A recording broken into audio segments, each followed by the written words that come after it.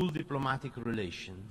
We will also continue to support Palestine's full membership in the United Nations, as well as to affirm the need of international organization presence to deliver full and safe humanitarian assistance, especially for children, women, and the most vulnerable.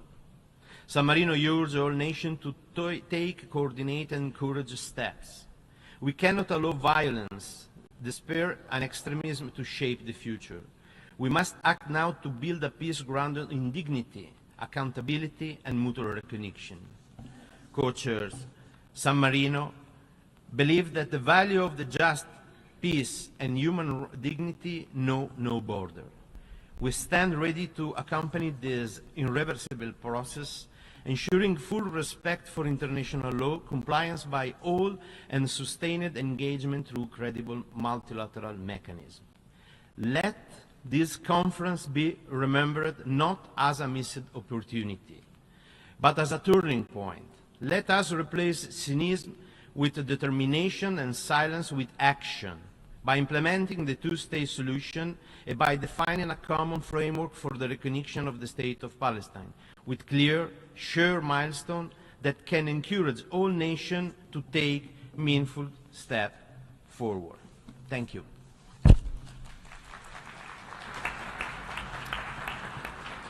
Je remercie le ministre des Affaires étrangères. I thank the Minister for Foreign Affairs, Political Affairs, International Economic Cooperation and Digital Transition of San Marino. I give the floor to His Excellency Abdullah Ali Al Yahya, Minister for Foreign Affairs of Kuwait.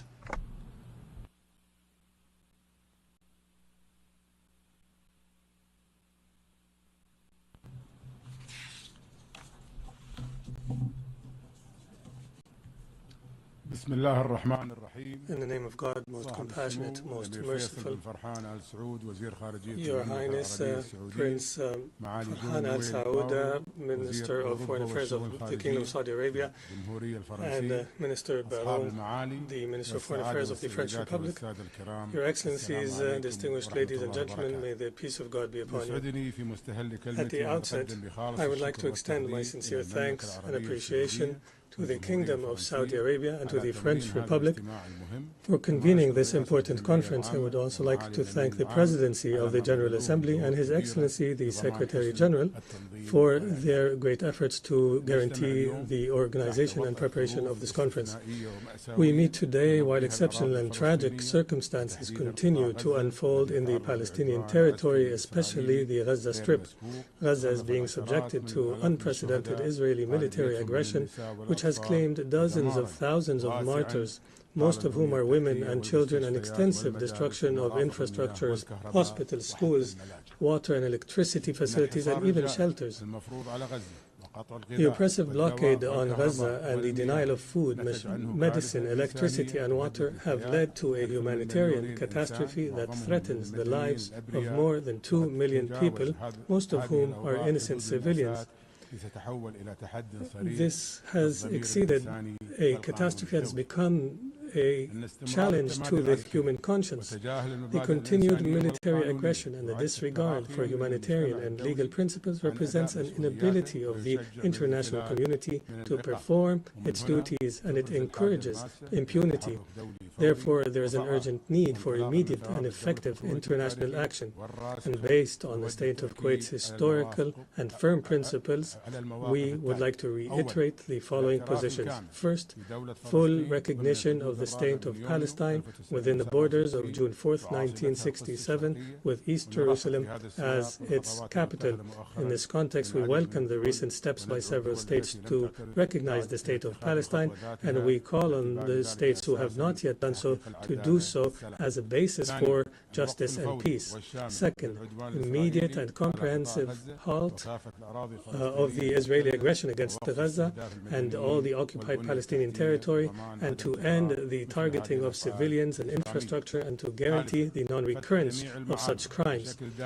Third, the permanent and unconditional opening of all crossings to guarantee the flow of humanitarian and medical aid and enabling relief operations to reach the persons in need without difficulty. Fourth, we reject all forms of forced displacement aimed at changing the demographic reality in the Palestinian territory, and we affirm the right of Palestinian refugees to return home in accordance with UN Resolution 194. Fifth, supporting the Palestinian government and its institutions and expanding its authority over the entire Palestinian territory as a fundamental step in building an independent Palestinian state.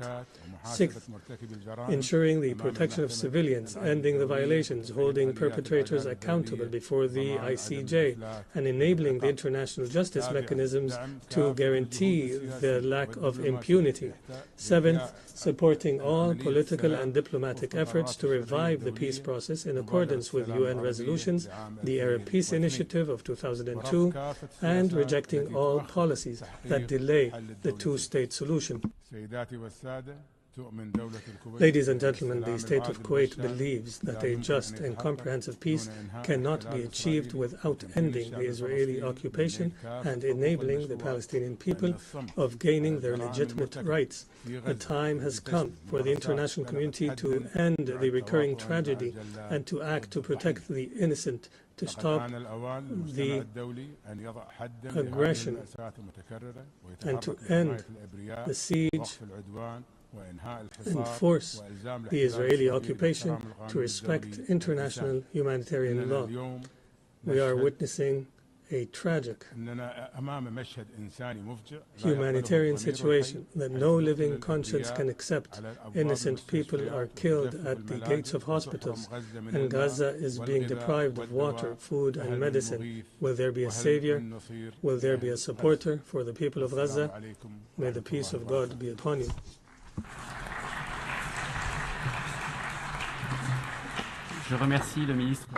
I thank the Minister for Foreign Affairs of Kuwait. I give the floor now to His Excellency Mr. Tawhid Hussain, Advisor for the Ministry of Foreign Affairs of the Interim Government of Bangladesh.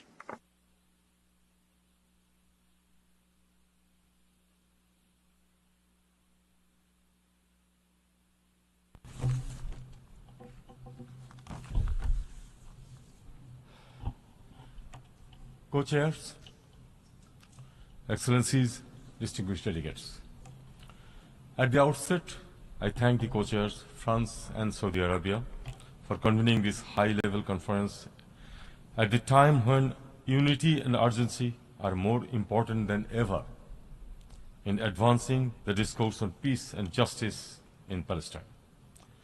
In this respect, I also commend the unwavering commitment and diligence of the 8 working group members.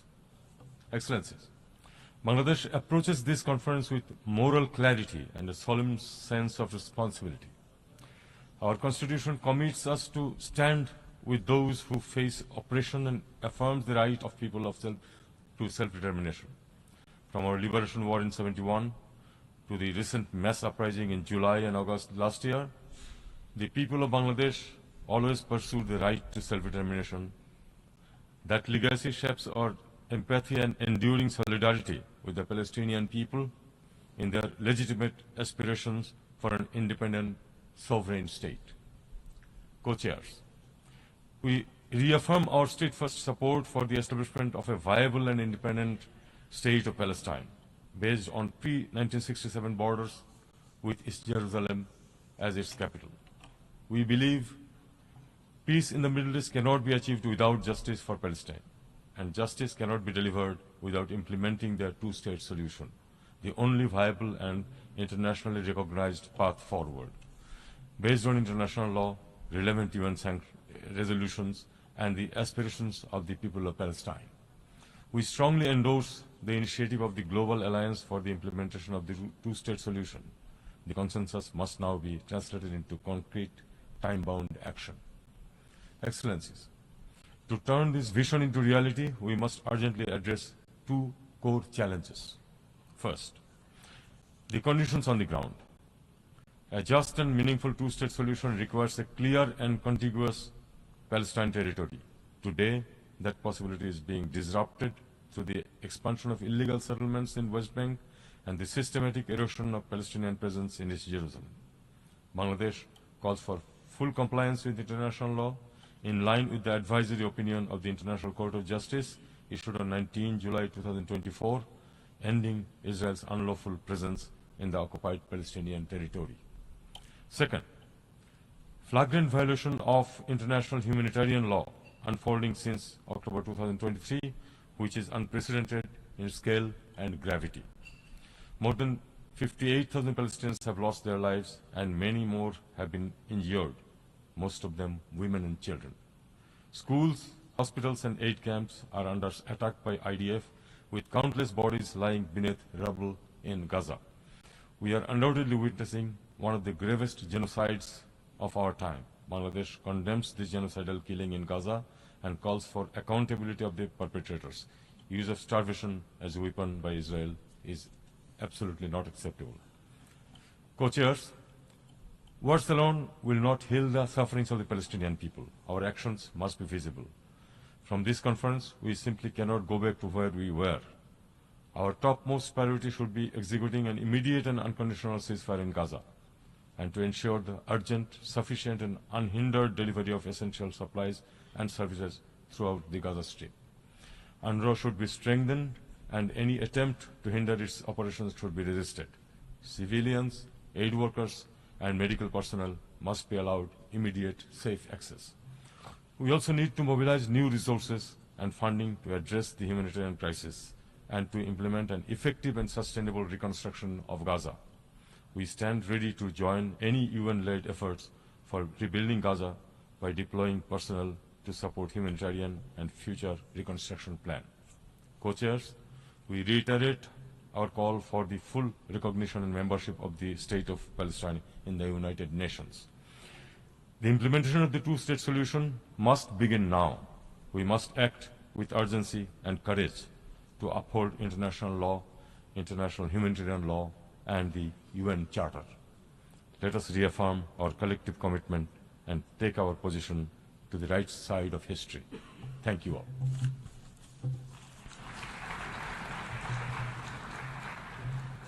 Je remercie le conseiller aux affaires étrangères du gouvernement provisoire du I Bangladesh. thank the advisor for the Ministry of Foreign Affairs of the interim government of Bangladesh. I now give the floor to Her Excellency Ima Torfaus, Minister for Foreign Affairs of Andorra.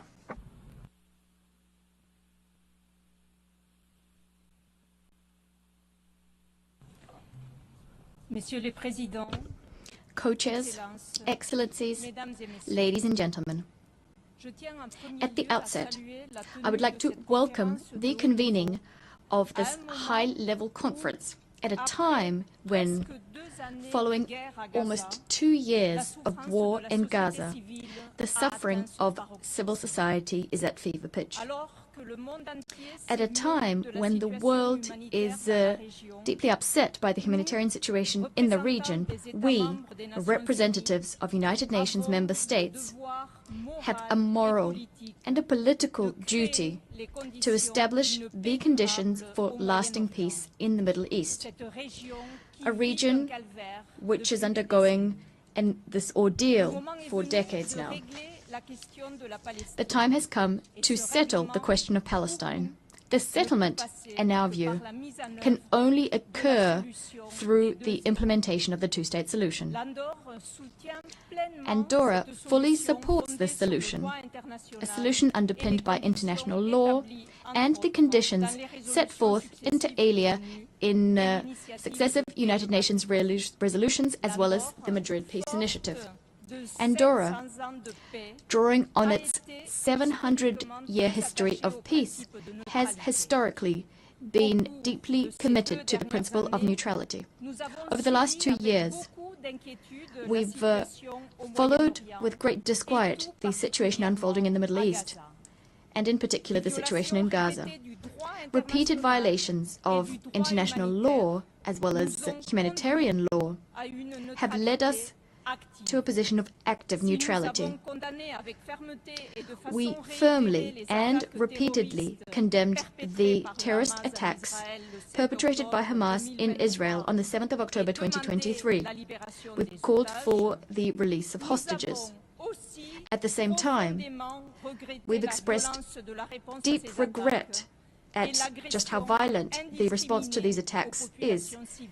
We also regretted indiscriminate attacks on civilians, which have claimed the lives of almost 60,000 people, the majority of them women and children. This spiral of violence has resulted in a catastrophic humanitarian situation, with access to civilians already facing a terrible situation obstructed. The situation is, let me repeat it, unbearable.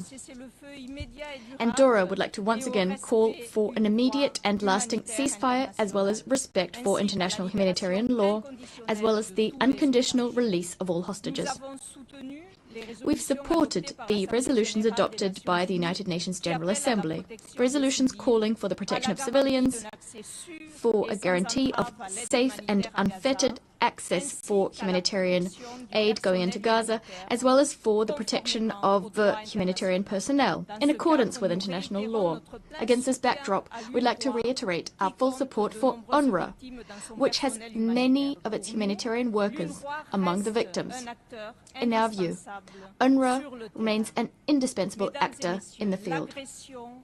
Ladies and gentlemen, aggression is never the solution. Violence is never the answer. Terror is never the solution. The solution lies in dialogue. The solution requires respect for international law. Andorra has already spoken in favor of Palestine becoming a fully fledged member of our organization. Constructive dialogue, bringing together all actors under the same conditions, bringing them to the table, can only be of benefit for a lasting solution. We stand ready to take an additional step. Our government is working so that in the near future we can be in a position to recognize the state of Palestine.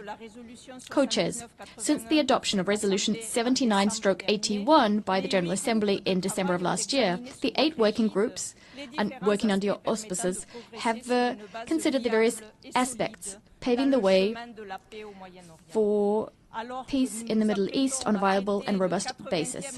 As we prepare to celebrate the 80th anniversary of the United Nations, it is high time to renew and to reiterate our commitments to the principles enshrined in the United Nations Charter. This conference is the time to prove that we are actors forging effective and inclusive multilateralism. Multilateralism which goes beyond our differences and allows us to come up with solutions to complex crises. I stand convinced that we will manage to garner the necessary consensus to achieve a viable solution, together with a realistic roadmap and the means for effective action. I thank you.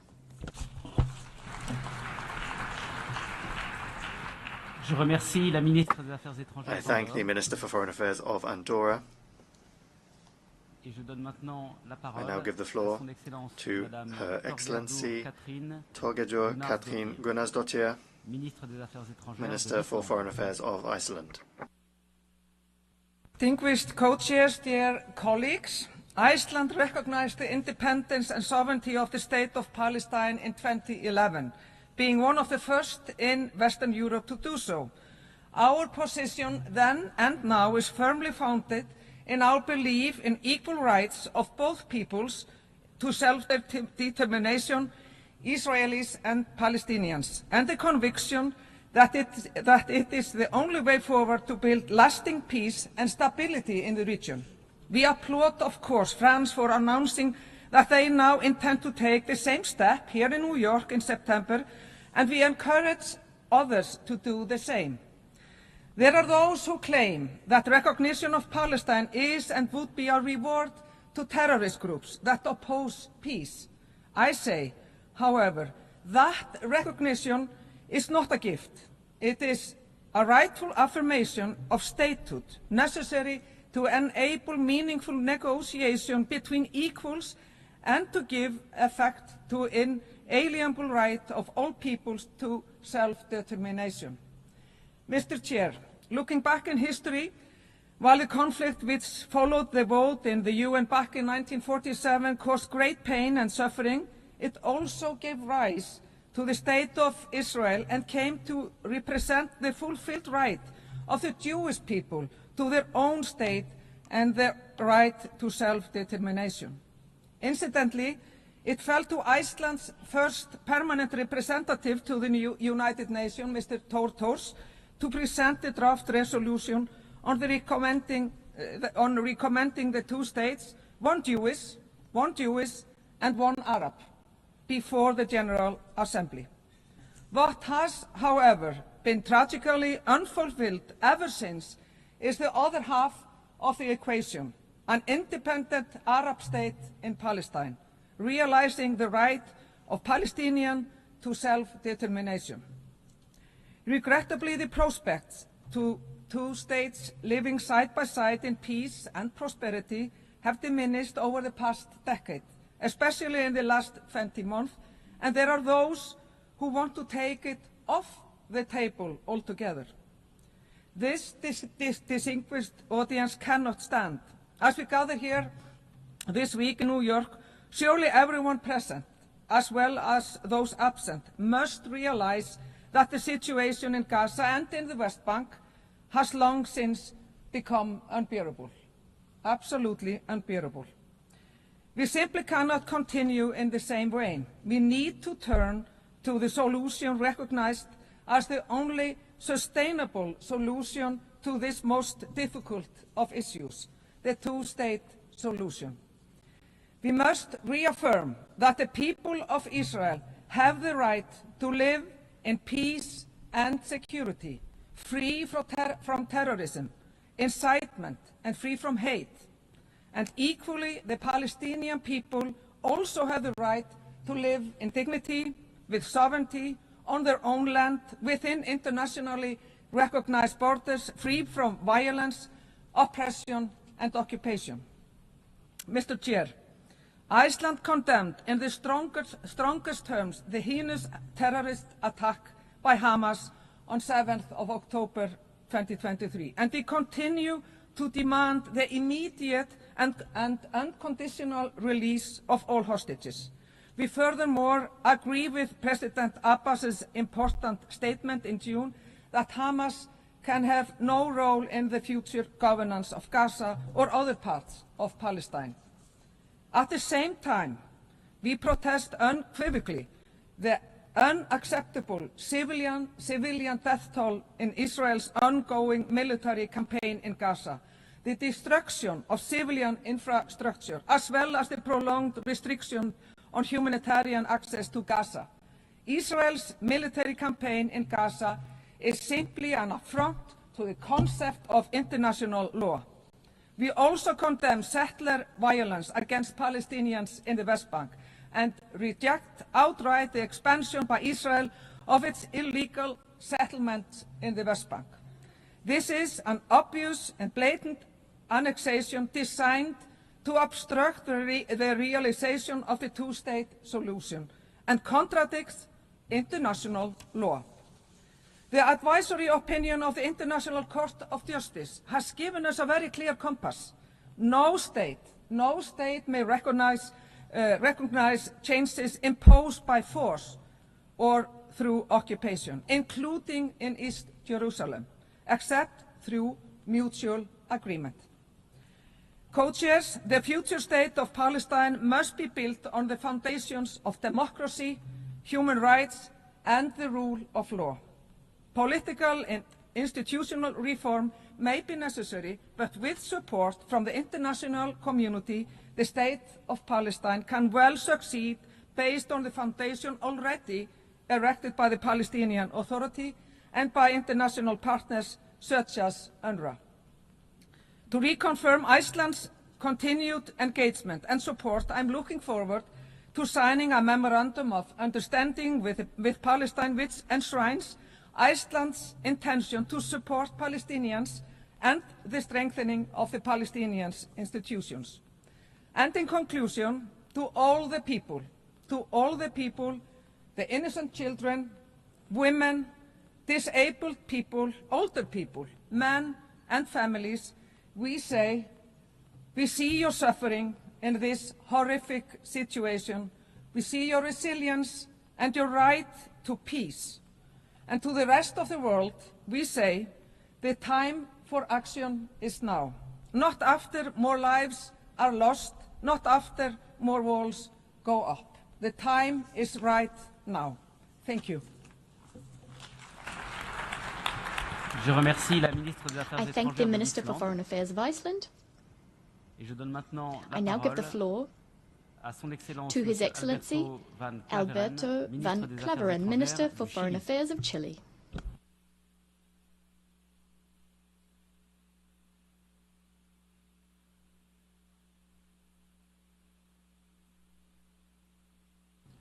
Señores copresidentes, Mr. Co-Chairs, Your Highness, Excellencies, allow me to begin by expressing the thanks of the government of Chile to France and Saudi Arabia for convening this conference and for your leadership in the organization of this process. The tragedy that we have been experiencing since the 7th of October 2023, following the brutal terrorist attack by Hamas against Israel, has cruelly made plain the urgent need to break the cycle of violence that the region has been in for decades.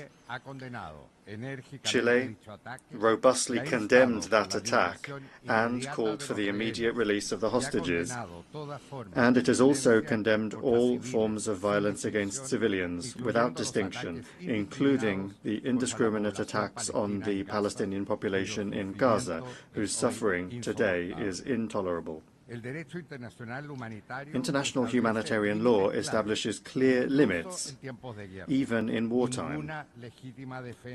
No self-defense can justify collective punishment, the systematic destruction of civil infrastructure, or the denial of humanitarian assistance. The images of women, children, and older persons caught under fire, killed while waiting for assistance, or attacked in places of worship, such as the Catholic Holy Family Church, require us to raise our voices and act.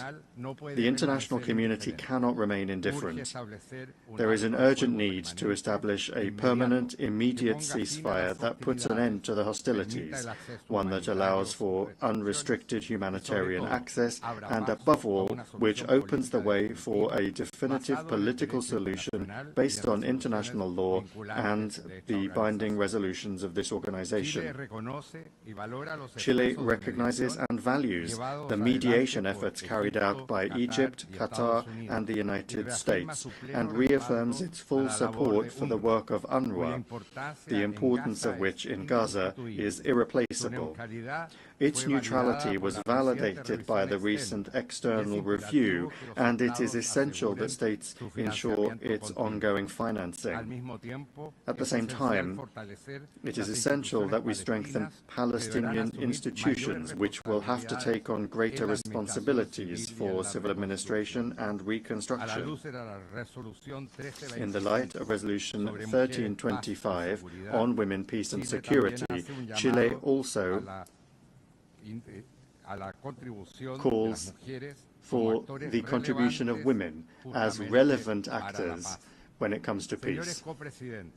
Co-chairs, the two-state solution is not an abstract aspiration.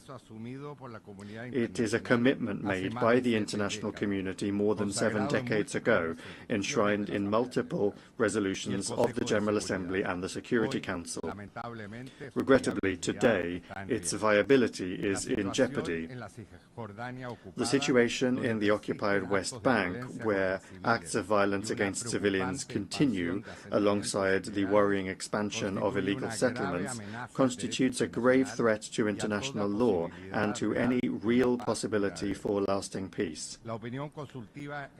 The advisory opinion issued by the International Court of Justice in July 2024 unequivocally reaffirmed the illegal nature of these practices. Chile actively participated in that case and fully supports the court's conclusions. We urge all states and international organizations to take them on board and to put them into practice. Moreover, Chile intervened before the International Court of Justice in the case brought by South Africa under the Convention for the Prevention and Punishment of the Crime of Genocide, and, together with Mexico, issued a referral to the International Criminal Court to strengthen the investigation into presumed war crimes and crimes against humanity. Our commitment to international justice and to the protection of human rights is unwavering. We also recall that Resolution 2735 of the Security Council prohibits any demographic or territorial change in Gaza. The unity, contiguity, and integrity of the occupied Palestinian territories must be respected. We call upon the government of Israel to immediately stop the expansion of settlements in the West Bank and to fulfill its obligation as occupying power to effectively protect the civilian population under its control. Mr. Co-Chairs, the only sustainable path towards just and lasting peace in the Middle East is the solution of two states living together in peace and security within secure, mutually recognized and agreed borders, and with Jerusalem as the future shared capital. There can be no security for Israel nor dignity for the Palestinian people if there is not mutual recognition of their fundamental rights. Thank you.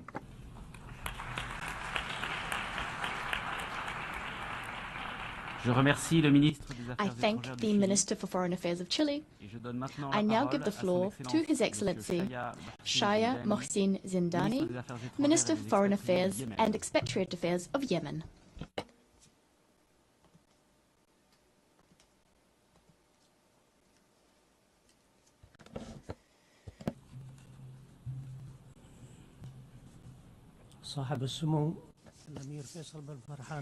His Highness Saudi Foreign Minister Prince Faisal bin Farhan Al Saud, His Excellency French Foreign Minister Jean-Noël Barrot of France, Highnesses, Excellencies, ladies and gentlemen. At the outset, please allow me to extend my appreciation to the Kingdom of Saudi Arabia and the Republic of France for organizing this high-level international conference on the peaceful settlement of the question of Palestine and the implementation of the two-state solution. This reflects their keenness to support efforts to achieve just and lasting peace in the region and promote regional and international peace and security. The conference is an important step and a historic moment to revive the political process, promote the effective implementation of the two-state solution, and bring the Israeli occupation to an end, thus achieving the aspirations of the brotherly Palestinian people to exercise their inalienable legitimate rights and establish their independent sovereign state along the 4 June 1967 borders with East Jerusalem as its capital. The Republic of Yemen underscores the importance of a credible, serious, time-bound, internationally brokered political process to advance the implementation of the two-state solution and end the occupation in accordance with UN resolutions and the Arab Peace Initiative. We hope that this conference, given its practical nature, will lead to tangible and realistic results that will achieve peace, enforce the two-state solution, and guarantee the legitimate rights of the Palestinian people. This can be done by promoting the international recognition of the State of Palestine. We welcome France's announcement that it will recognize the State of Palestine. We call on other countries to recognize the State of Palestine if they have not yet done so. We thank those countries that have already done so. The State of Palestine must be admitted as a fully fledged member of the UN. All unilateral measures must come to an end, including the illegal settlement policy by Israel as the occupying power in the West Bank. Annexation, home demolition, and displacements must stop because they undermine the prospects of a peaceful settlement and of a just and lasting peace. They also erode the two-state solution. Financial and political support must be provided to the Palestinian government, and efforts to unify Palestinian institutions in the West Bank and Gaza Strip under one national authority must be supported. The Arab Islamic Plan for early recovery of Gaza must be supported. The plan was put forward by Egypt in coordination with the State of Palestine and was endorsed by the League of Arab States and the OIC. UNRWA must be supported so that it can carry out its irreplaceable humanitarian mandate of providing assistance to the Palestinians, thus averting catastrophic humanitarian consequences.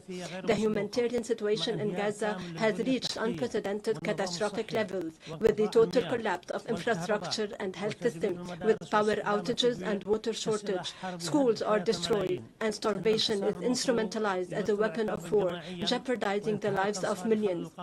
The blockade is a collective punishment and a flagrant violation of international law and IHL. We call for an immediate and lasting ceasefire, for the entry of humanitarian assistance, for the lifting of siege. International protection must be accorded to the Palestinian people. The ongoing Israeli aggression and the flagrant violations against the Palestinians in the West Bank must also come to an end. Thank you for your kind attention.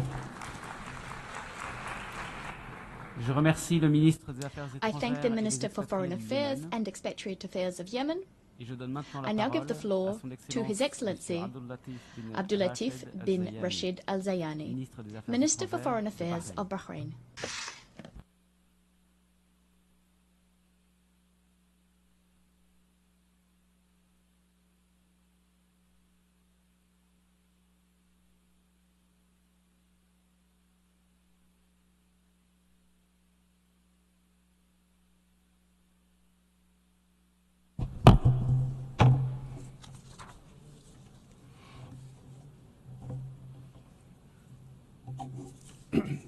In the name of God, most gracious, most merciful, His Highness Prince Faisal bin Farhan, His Excellency Mr. Jean-Noël Barrot, His Excellency Secretary General of the United Nations, distinguished guests, may God's peace and blessings be upon you.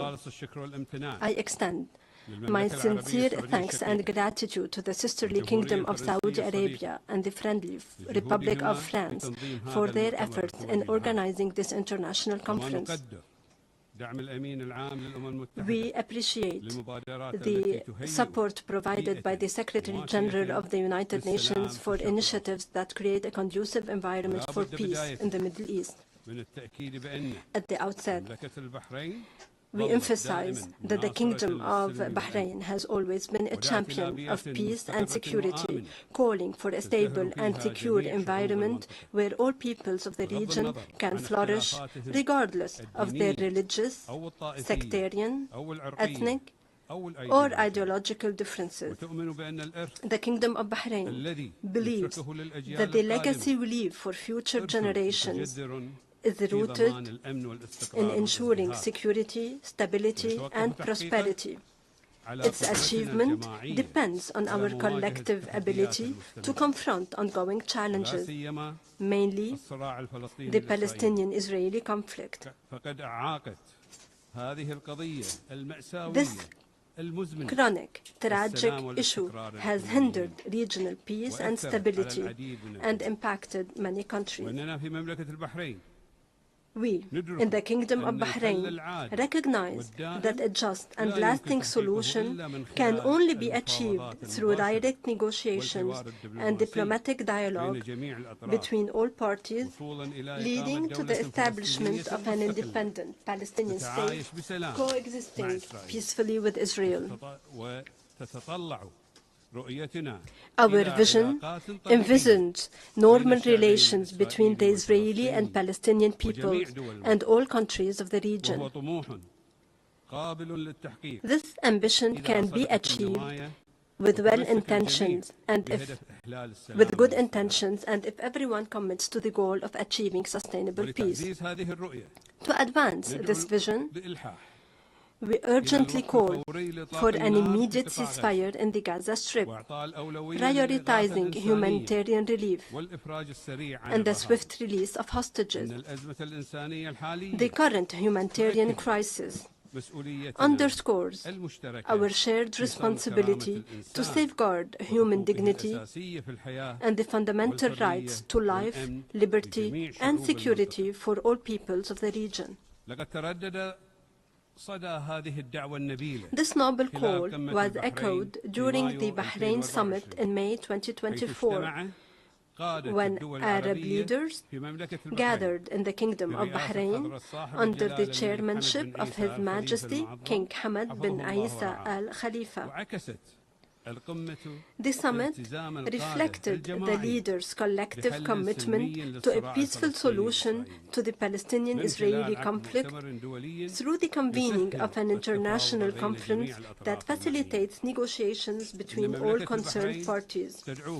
The Kingdom of Bahrain calls on you to strengthen mutual cooperation, overcome differences, and focus on our shared goals of peace, stability, and prosperity. Together, we can build a future that respects the rights and aspirations of both Israelis and Palestinians and promotes the spirit of cooperation and coexistence for all peoples of the region and throughout the world. Thank you for your kind attention. May God's peace, mercy, and blessings be upon you. I thank His Excellency the Minister for Foreign Affairs of Bahrain, and I now give the floor to His Excellency Abdul Qadir Hussein Omar, Minister for Foreign Affairs and International Cooperation of Djibouti.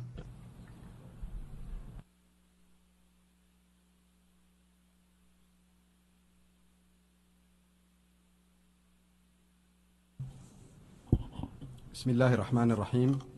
سمو الأمير فيصل فرحان آل سعود وزير خارجية المملكة العربية السعودية الشقيقة.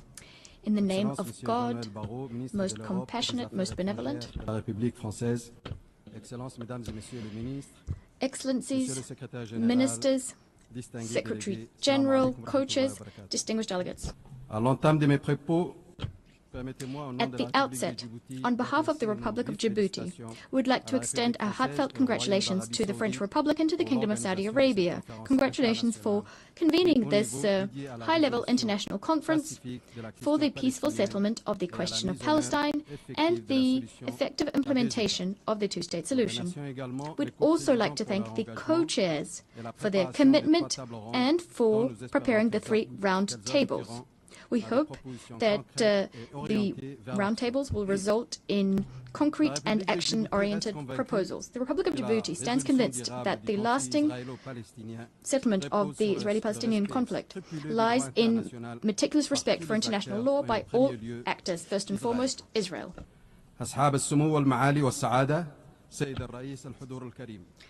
Your Highness, Excellencies, Co-Chairs, ladies and gentlemen, the Republic of Djibouti, its leadership and its people have stood firm on Palestine, on a just solution. We've supported the two-state solution very clearly. That is the only viable choice that can put an end to the occupation and uphold the rights as well as the security of all people in the region.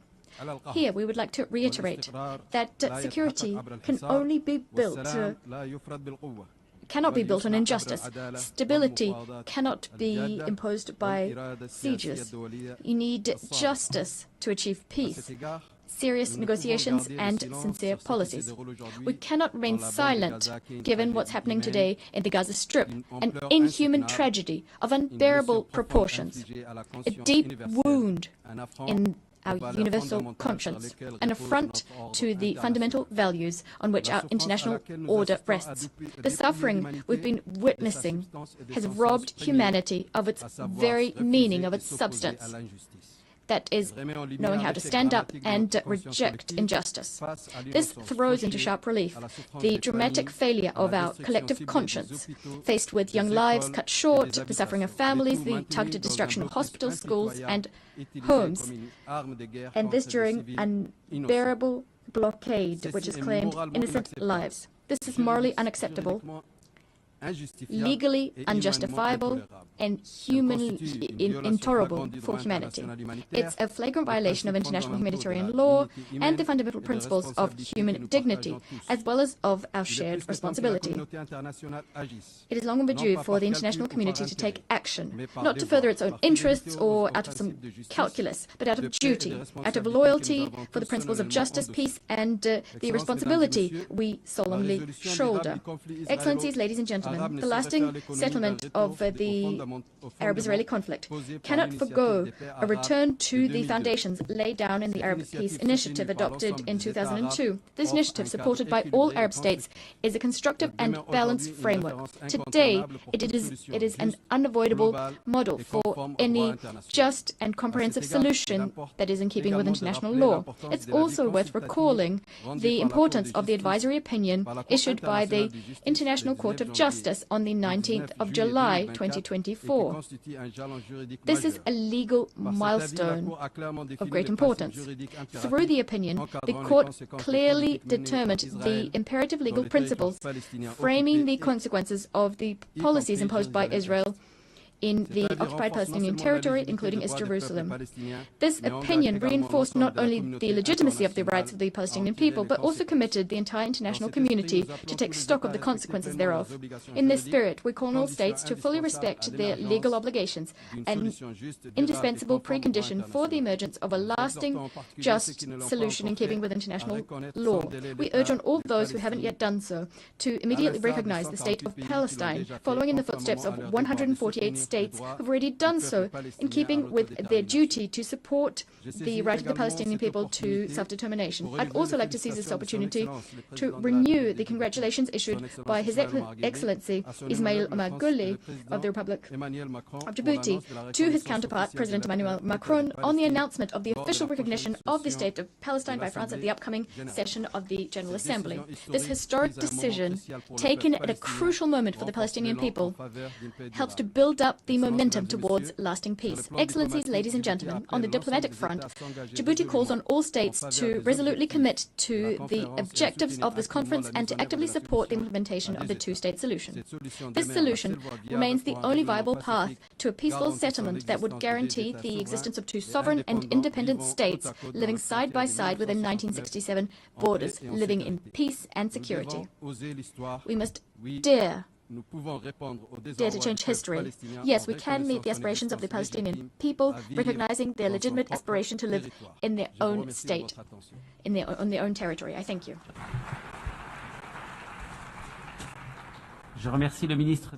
I thank the Minister for Foreign Affairs and International Cooperation of Djibouti.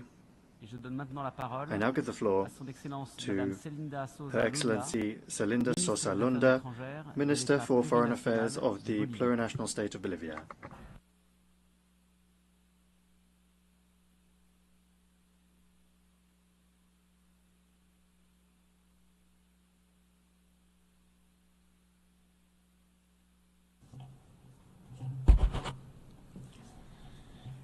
Muchísimas gracias. Thank you very much.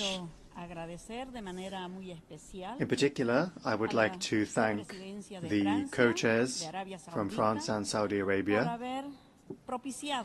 for having made this meeting possible, together with the many representatives of member states that are present here today in this assembly.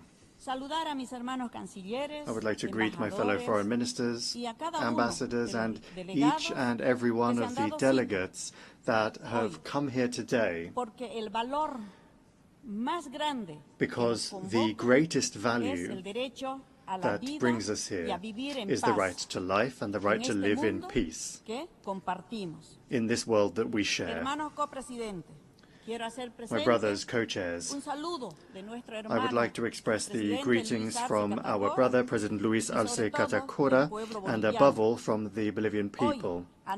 Today, on behalf of this people of peace, I make an urgent appeal for an immediate ceasefire and an immediate end to the genocide being experienced by the brother people of Palestine. We would like to reiterate our firm stance on the two-state solution. We consider it to be the most just and lasting path towards peace for these brotherly peoples. This vision is based on the resolutions of the United Nations, and in that regard, it is based on the common sense of justice that should be applied as soon as possible, so as to put an end to so much unnecessary suffering by the brotherly people of Palestine. However, Israel is turning a deaf ear to the international outrage and continues to expand its settlements on Palestinian-occupied territories.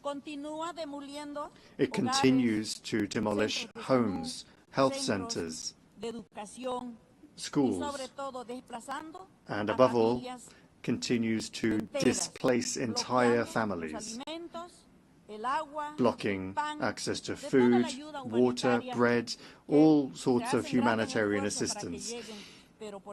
Great efforts are being made to bring that humanitarian assistance in, but because of the blockade, it is not arriving. It is engaging in violence against civilians that is causing more and more pain and grief every day in Gaza. This impunity must not continue. These actions are a violation of international law, particularly of the Geneva Convention. My brothers, co-chairs, in the past few days, the situation has grown much more worrying. We see with outrage how Israel is using hunger now as a weapon of war, inflicting hunger on children, women, and older persons. As a mother, how much pain do I feel in my heart to see a child, to see a baby dying today due to a lack of milk, due to a lack of water. And that is something that we cannot turn a blind eye to and simply say here that nothing's happening. Gaza has become a land of walking corpses. Hundreds of people have been killed while they were on their way to find food and water.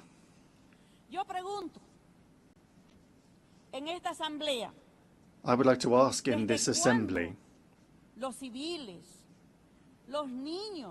civilians, children, older persons, the press, and United Nations officials themselves, when did they all become targets in war? How much have we done as human beings to stop this catastrophe that is playing out in Palestine? What is happening in Gaza is a humanitarian catastrophe, and it must be stopped immediately.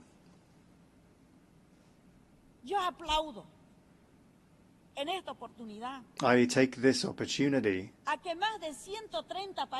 to applaud the fact that more than 130 countries are here today, so that this voice can be heard, so that this voice can be raised up, and so that this does not just become yet another meeting of the United Nations General Assembly, but rather to make sure that it is a meeting with results, so that tomorrow we don't continue to hear about children dying of hunger, women and men dying of hunger.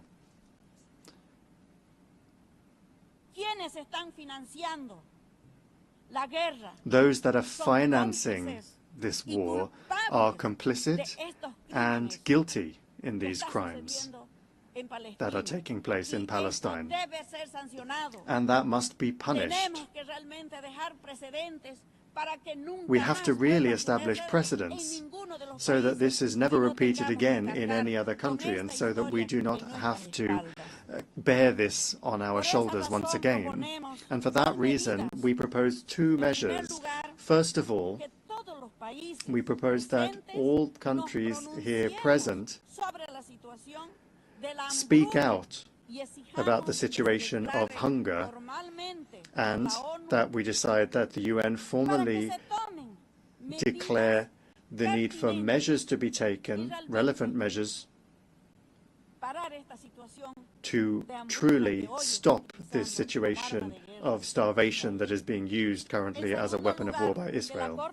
And secondly, for the International Court of Justice to sanction Israel for the crime of subjecting our brothers and sisters from Palestine to hunger, to starvation.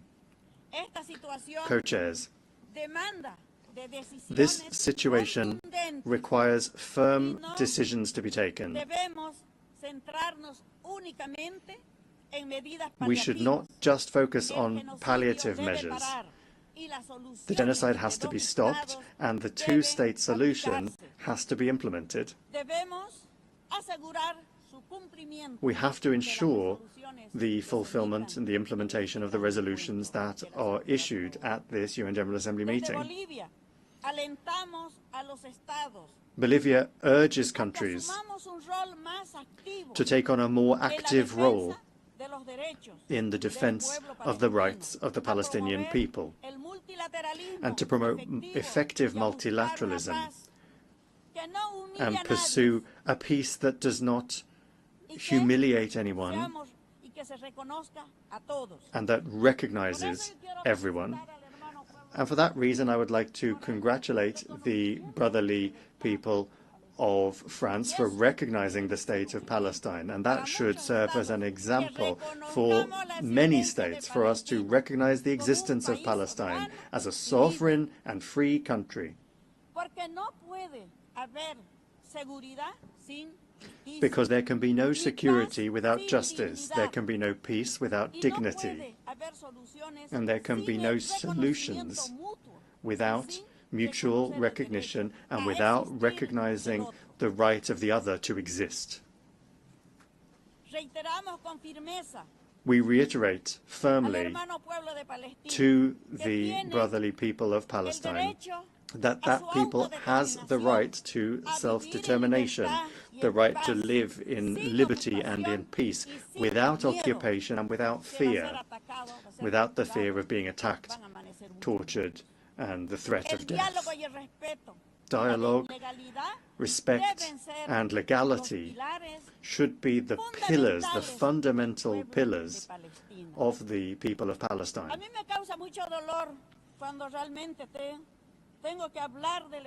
It causes me a great deal of pain when I have to speak about the people of Palestine. Those of us that are far away only see the stories in the news, but what is really being experienced by the brotherly people of Palestine is much more serious. But with firmness and the support of many countries, such as Germany, which is putting together an air bridge to ensure the arrival of food, that already constitutes recognition. And I would like to congratulate and thank many countries, really. Bolivia is a small country, but we have been firm from the outset, and we have made many efforts to ensure that humanitarian assistance reached Palestine. I would like you to help me in saying, long live free Palestine. Thank you very much. Je remercie la ministre des Affaires étrangères de I thank the Minister of Foreign Affairs of the plurinational state of Bolivia, and now give the floor to His Excellency Mr. Mbay Mohamed, Minister of Foreign Affairs and International Cooperation, responsible for the Arab world, the diaspora, Francophonie, and African integration of Comoros.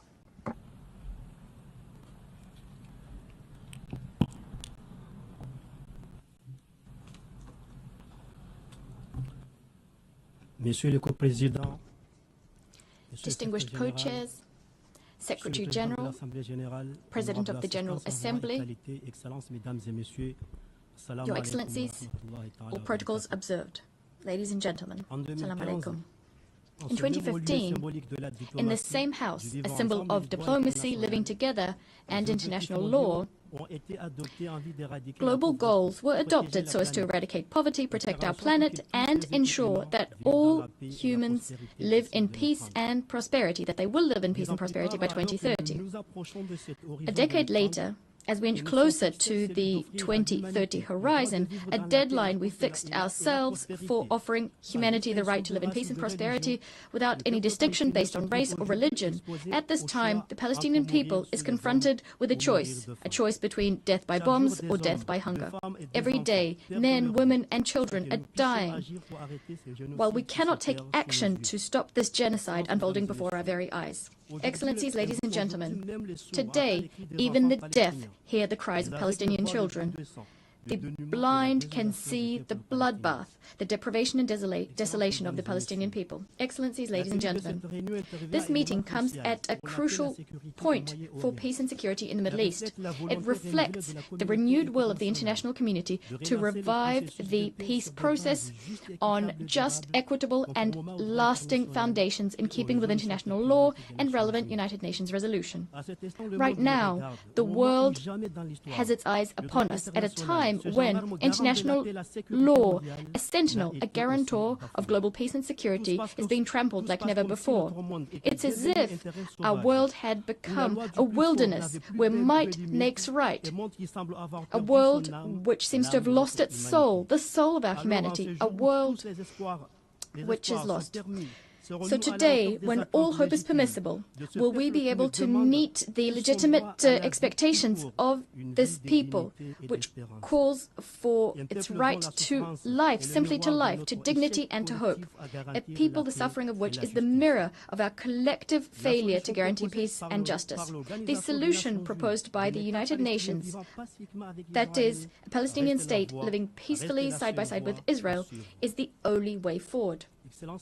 Excellencies, ladies and gentlemen, my country, the Union of the Comoros, is loyal to its principles, respect for international law. We'd like to solemnly reiterate our unswerving support to the two-state solution with East Jerusalem as the capital of the state of Palestine. Excellencies, ladies and gentlemen, the Union of the Comoros welcomes the convening of this international conference, co-chaired by France and Saudi Arabia under the auspices of the United Nations. A meeting being held just a few weeks before the 80th session of the general debate of the General Assembly. Given the pace of massacres being perpetrated against the Palestinian people, by the time the next General Assembly takes place, we risk having on our conscience the fact that we didn't manage to act to save thousands of innocent lives. Thus, we are duty-bound to come out of this conference with the deepest conviction that we resolutely place the future of the Palestinian people atop our international agenda. Excellencies, ladies and gentlemen, for decades now, voices have cried out to denounce the injustice being subjected on the Palestinian people. After decades of suffering endured by the Palestinian people, the time for truth and action has come. This conference, will it be one which recognizes the right to life and justice for the Palestinian people, or will it be one characterized by ineffectual speeches, shorn of any immediate prospects? Ladies and gentlemen, regardless of what the answer is, one thing is certain. Someday, history will judge us.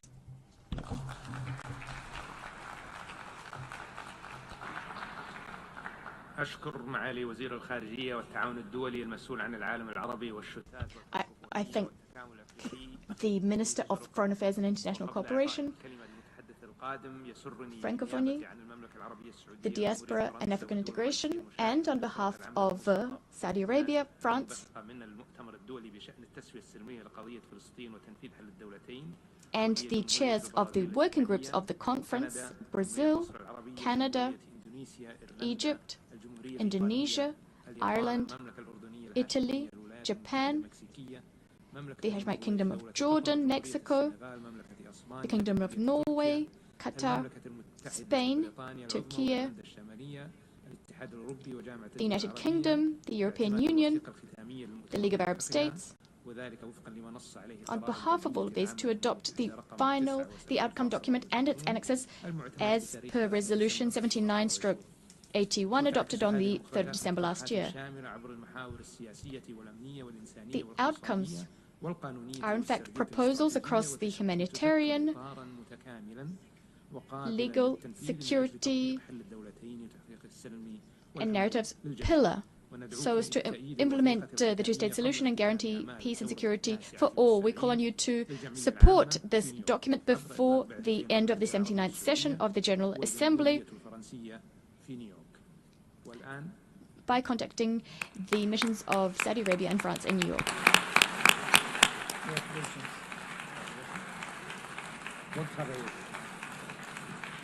والآن أعطي الكلمة إلى سعادة توسكاسا أويومورا الممثل الخاص لحكومة I now give the floor to His Excellency Tsukasa Uemura, Special Representative of the Government of Japan, Special Envoy of the Government of Japan for the Middle East Peace.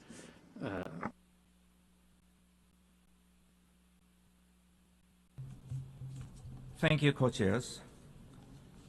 We extend our sincere gratitude to France and Saudi Arabia for their leadership in convening this high-level conference. In collaboration with Norway, our trusted partner and co-chair of the Working Group 4, we have engaged in vital discussions on practical measures to enhance the economic viability of the Palestinian state as part of our collective efforts toward a two-state solution. Co-chairs, Excellencies, the people of Gaza are enduring a grave humanitarian crisis marked by hunger and malnutrition. The conflict, now spanning a total of 21 months, have caused significant loss of lives, including innocent civilians and aid workers, such as staff from UNRWA. This is a profound tragedy. Humanitarian aid must never be contingent on political or military considerations. It is imperative that the United Nations and humanitarian agencies can operate independently and impartially. In this regard, we reaffirm that UNRWA continues to play an indispensable role in supporting Palestinian refugees across the region. Co-chairs and Excellencies, Japan reiterates our urgent call for Hamas to immediately and unconditionally release all remaining hostages. In the meantime, Japan firmly opposes any action that undermines the realization of a two-state solution, including the potential reoccupation of Gaza and the expansion of settlement activities in the West Bank. It is critical that all parties seize the momentum generated by this conference, renounce military solutions, and work earnestly towards the resumption of the Gaza ceasefire and the broader peace process. أصحاب السمو والسعادة زملائي الأعزاء Highness, Excellencies, dear colleagues,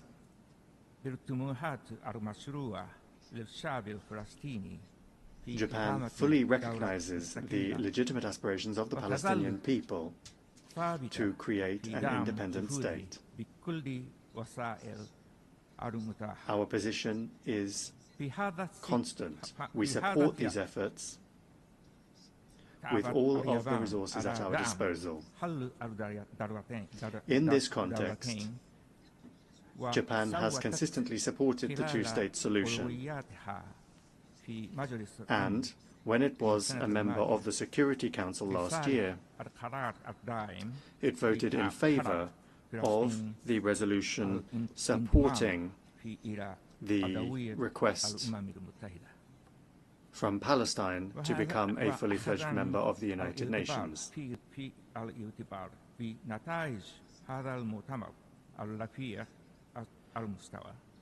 When considering the outcomes of this high-level conference, based on the principles of strengthening peace, we shall continue our comprehensive evaluation of the question of the recognition of the Palestinian state, Thank you very much. notably the right time to do so. Thank you.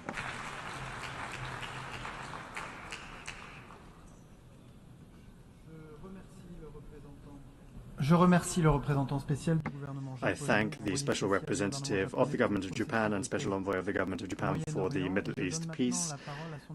And I now give the floor to His Excellency Jun Tsai, Special Envoy of the Chinese Government on the Middle East issue.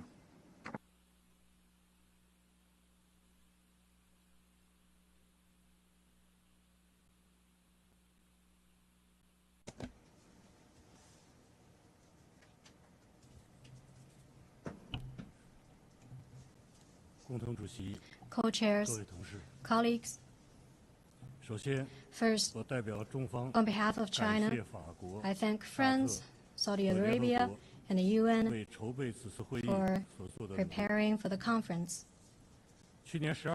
In December last year, a resolution was adopted at the General Assembly asking to hold a conference with the theme of peaceful settlement of the question of Palestine and the implementation of the two-state solution. Today, we're gathering here at the UN for comprehensive, just, and lasting peace between Palestine and Israel, to send the strongest voice ever calling for political settlement of the two-state solution. But at this very moment, the war flames are still raging in Gaza. Innocent lives are still being lost, and unprecedented humanitarian crisis persists, eroding the very foundation for implementing the two-state solution. Under the current urgent circumstances, the international community must not only sit down for solution, but also stand up for action, taking real steps to advance the two-state solution. To this end, China's proposals are as follows. First, we must pursue a comprehensive ceasefire with the utmost urgency to ease the humanitarian crisis. For over 600 days of the conflict, Gaza has already been reduced to rubble and ruins. Amid the hail of bullets and shells, civilian safety cannot be guaranteed, let alone progress toward a political solution. The authority of the Security Council must be upheld. China urges all relevant parties to earnestly implement the relevant Security Council and UNGA resolutions, immediately cease hostilities in Gaza, and promptly release hostages and those held captive. China asks Israel to fulfill its obligations under international humanitarian law, immediately and fully restore humanitarian access to Gaza, and supports the UN and international organizations in playing a leading role in delivering aid to Gaza. China calls on the Security Council to take all actions necessary to end this worst humanitarian catastrophe of the 21st century as soon as possible and create practical conditions for implementing the two-state solution. Second, we must uphold the principle of Palestinians governing Palestine for the governance of Gaza and the West Bank. Gaza and the West Bank are inseparable parts of the Palestinian territory. Any forced alteration of Gaza's status and encroachment upon the West Bank will bring no peace, but only new chaos and bring a failing prospect of the two-state solution. China firmly opposes all words and deeds that violate international law and that seek to hollow out the two-state solution. China opposes settlement building, supports the Gaza reconstruction plan endorsed by the Arab Summit and the OIC Ministerial, and supports the PA in exercising effective jurisdiction over all Palestinian territory, including Gaza and the West Bank. China is ready to contribute its share to Gaza reconstruction. Third, we must support internal solidarity of Palestine and assist Palestine in strengthening governance capacity and economic resilience. Different factions in Palestine should seek common grounds and unite as one, which is the political precondition for an independent state of Palestine. China has long been dedicated to advancing national solidarity and unity of Palestine and supported the PA in strengthening authority, governance capacity, and effectiveness. Last year in July, China invited all Palestinian factions to Beijing for reconciliation talks with the signing of a Beijing Declaration. Economy and livelihood are the material foundation for Palestinian sustainable development. China, through bilateral and multilateral channels, provides aids and training programs for Palestine. And China is ready to join the international community to continue humanitarian assistance and development support to Palestine. Fourth, we must safeguard the peace momentum for implementing the two-state solution. The current conflict is the bitter consequence of the prolonged marginalization of the question of Palestine. Now it awakens global attention. International sympathy for Palestine and support for the two-state solution have reached unprecedented levels. We all should seize this opportunity to demonstrate greater resolve and build stronger synergy to translate the two-state solution into action. China firmly supports the establishment of an independent state of Palestine based on the 1967 borders, with East Jerusalem as its capital and enjoying full sovereignty. China calls on the UN to promptly admit Palestine as a full member state, and China urges relevant countries not to set obstacles in the process and appeals to countries that haven't yet recognized Palestine to do so without delay. Fifth, we must have a vision of common, comprehensive, cooperative, and sustainable security for achieving lasting peace and stability in the Middle East. The question of Palestine is the core of the Middle East issue, while situation in the Middle East also impacts the prospect for resolving the question of Palestine. China maintains that Palestine, Israel, and all the other regional countries rely on each other to enjoy security. Unilateral security approaches are untenable. Only common security can guarantee lasting peace by eliminating the breeding grounds for violence and hatred. Israel's legitimate security concerns should be respected, and Palestine's rights to existence, statehood, and development must also be realized. China sincerely hopes to see the peaceful coexistence of regional states at an early date, which will lead to peace, stability, and shared prosperity of the region. China stands ready to work with the international community to play a constructive role in de-escalating the regional tension. Colleagues, for however long the road is, we shall reach the end by walking. However difficult a task is, we shall accomplish it by doing. The two-state solution is the only feasible path to resolving the question of Palestine, and it represents the broadest international consensus. China hopes that this conference will inject new momentum into the realization of the two-state solution with a clear timeline and a roadmap. China will keep working with the international community to achieve ceasefire in Gaza, and on this basis promote an early, comprehensive, just, and lasting solution to the question of Palestine. Thank you.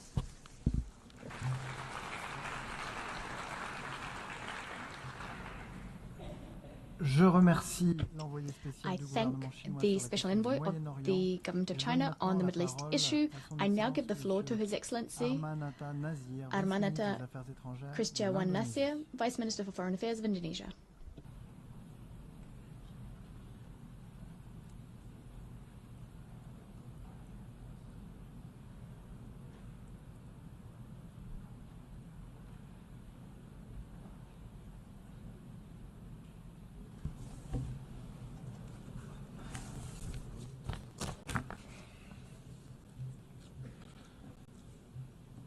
Co-chairs, Excellencies, let me begin by thanking the government of France and the Kingdom of Saudi Arabia for convening this vital conference on implementing the two-state solution.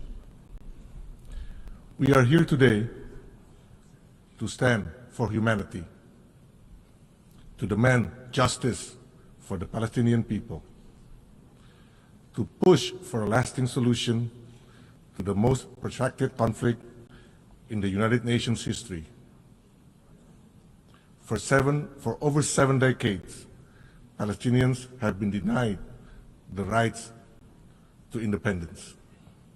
Today, they are being denied not only for freedom, but the right to live as human beings, the right to exist. Every day, the toll of human suffering rises.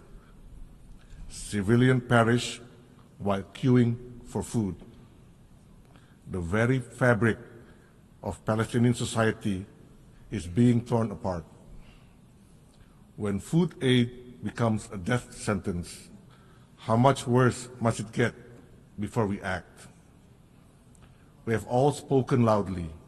We have condemned. But now we must act. Ask, how much longer will we allow this to continue? How much more life must be lost before the multilateral system fulfill its purpose to uphold peace and justice?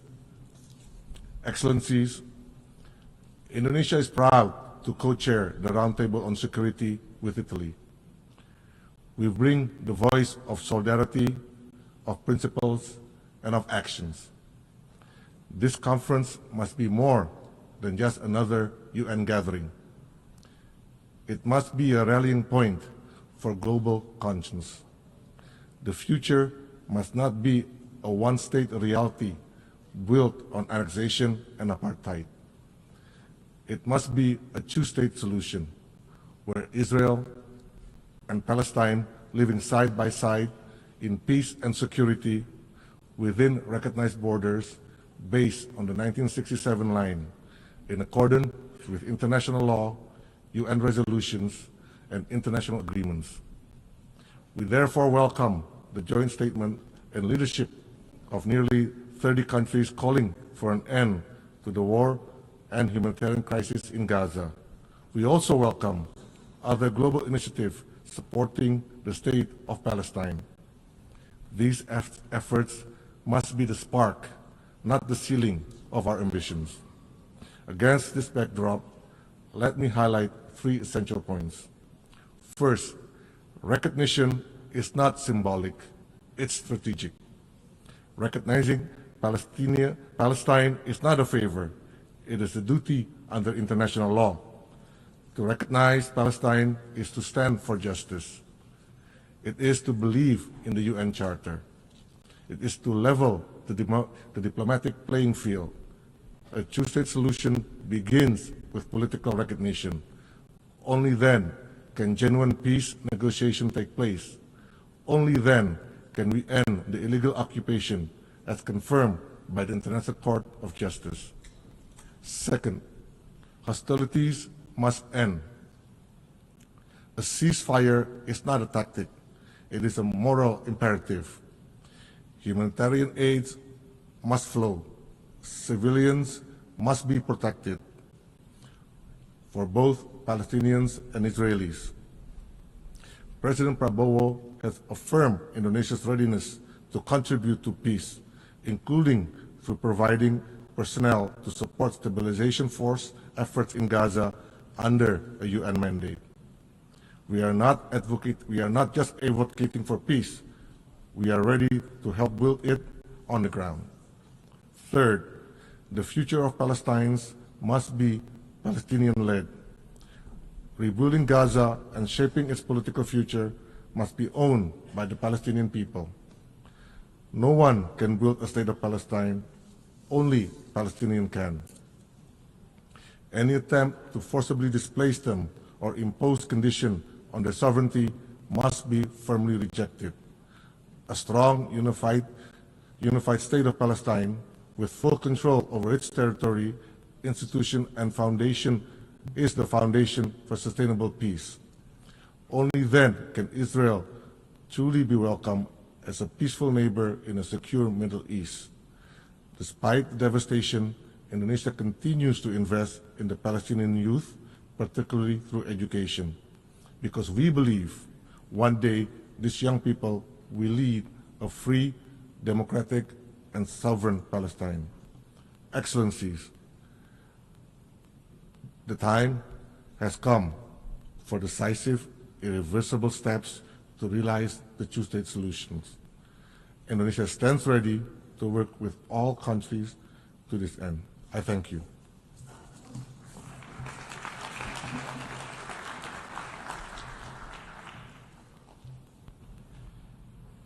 Je remercie le vice-ministre des Affaires I thank étrangères de the Vice Minister for Foreign Affairs of Indonesia, and I now give the floor to His Excellency, Mr. David Lammy, the Secretary of State for Foreign Affairs, Commonwealth and Development, United Kingdom.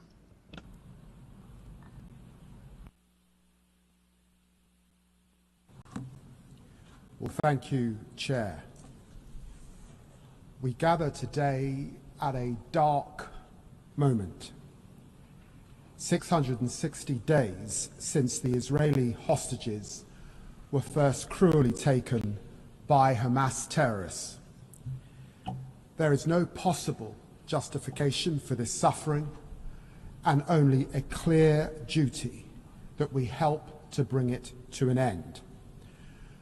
The devastation in Gaza is heartbreaking. Children are starving, and Israel's drip feeding of aid has horrified the world.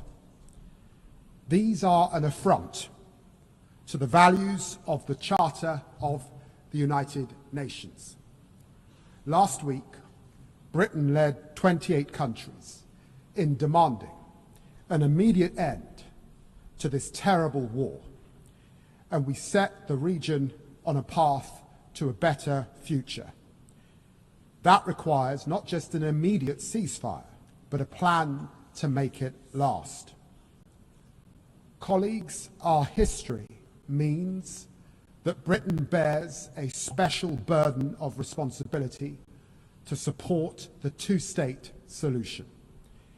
In the last 12 months, the United Kingdom government has repeatedly taken action in the face of the current crisis. We restored funding to UNRWA.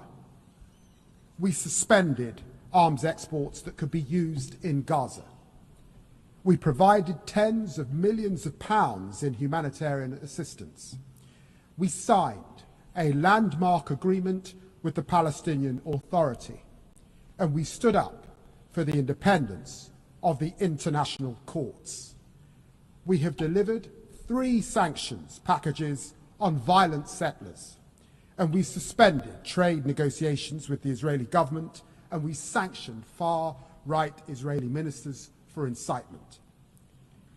Yet, dear friends, the situation on the ground continues to worsen, and the two-state solution is in peril. And so to reach that better future, we must first reflect on the past. 108 years ago, my predecessor as British Foreign Secretary, Arthur Balfour, signed the declaration that bears his name.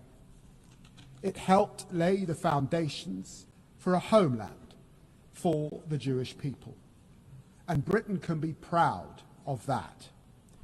Our support for Israel, its right to exist, and the security of its people is steadfast. However, the Balfour Declaration came with the solemn promise that nothing shall be done, nothing which may prejudice the civil and religious rights of the Palestinian people as well. And colleagues, this has not been upheld, and it is a historical injustice which continues to unfold. As diplomats and politicians, we have become accustomed to uttering the words, a two-state solution. Countless times, this Assembly and the Security Council has proclaimed that there must be a two-state resolution. Resolution after resolution. Resolution 181, Resolution 242, Resolution 446, Resolution 1515, Resolution 2334. These cannot be just numbers on a page, but the conviction of a deeply frustrated world.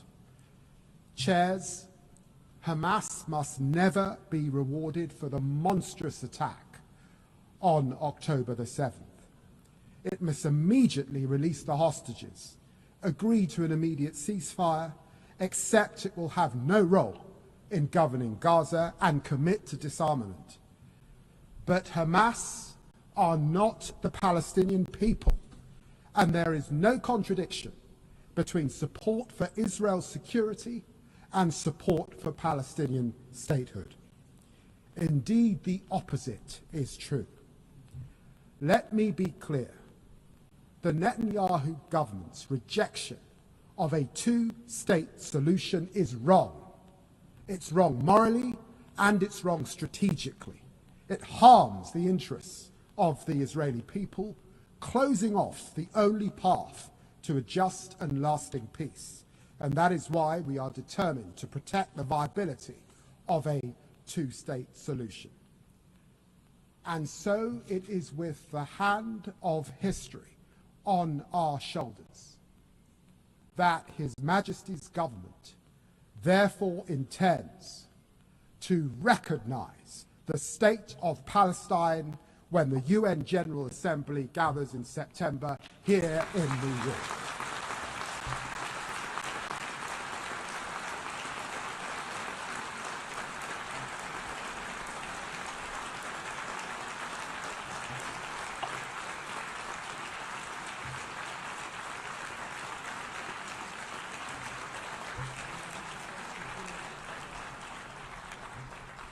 Friends, we will do this unless the Israeli government acts to end the appalling situation in Gaza, ends its military campaign, and commits to a long, sustainable peace based on a two-state solution.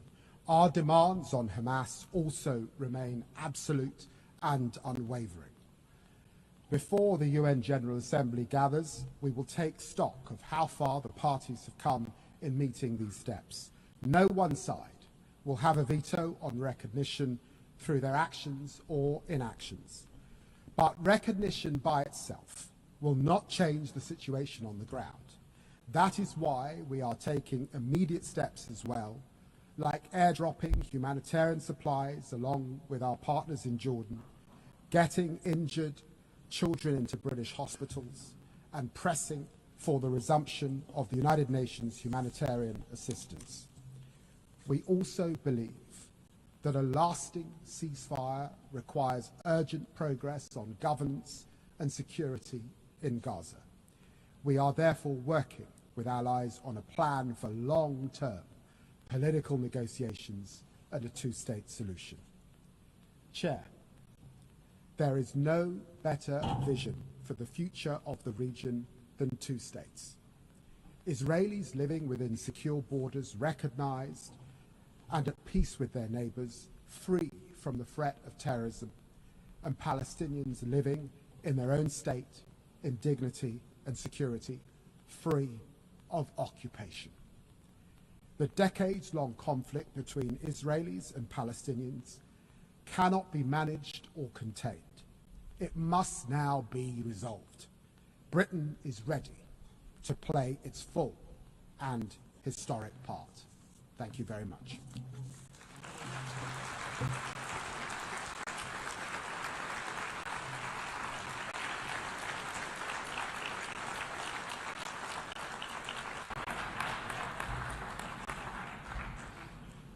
Je remercie très sincèrement le secrétaire d'État I aux very much Affaires thank the étrangères au Secretary of Commonwealth et State au for développement Foreign, du Commonwealth and Royaume-Uni. Development Affairs of the Et je United donne Kingdom. maintenant la parole I now à give son the floor to Excellence His Excellency Monsieur Mr. Yilmaz, Nuh vice-ministre des Affaires Yilmaz, étrangères Deputy de la Minister for Foreign Affairs of Turkey.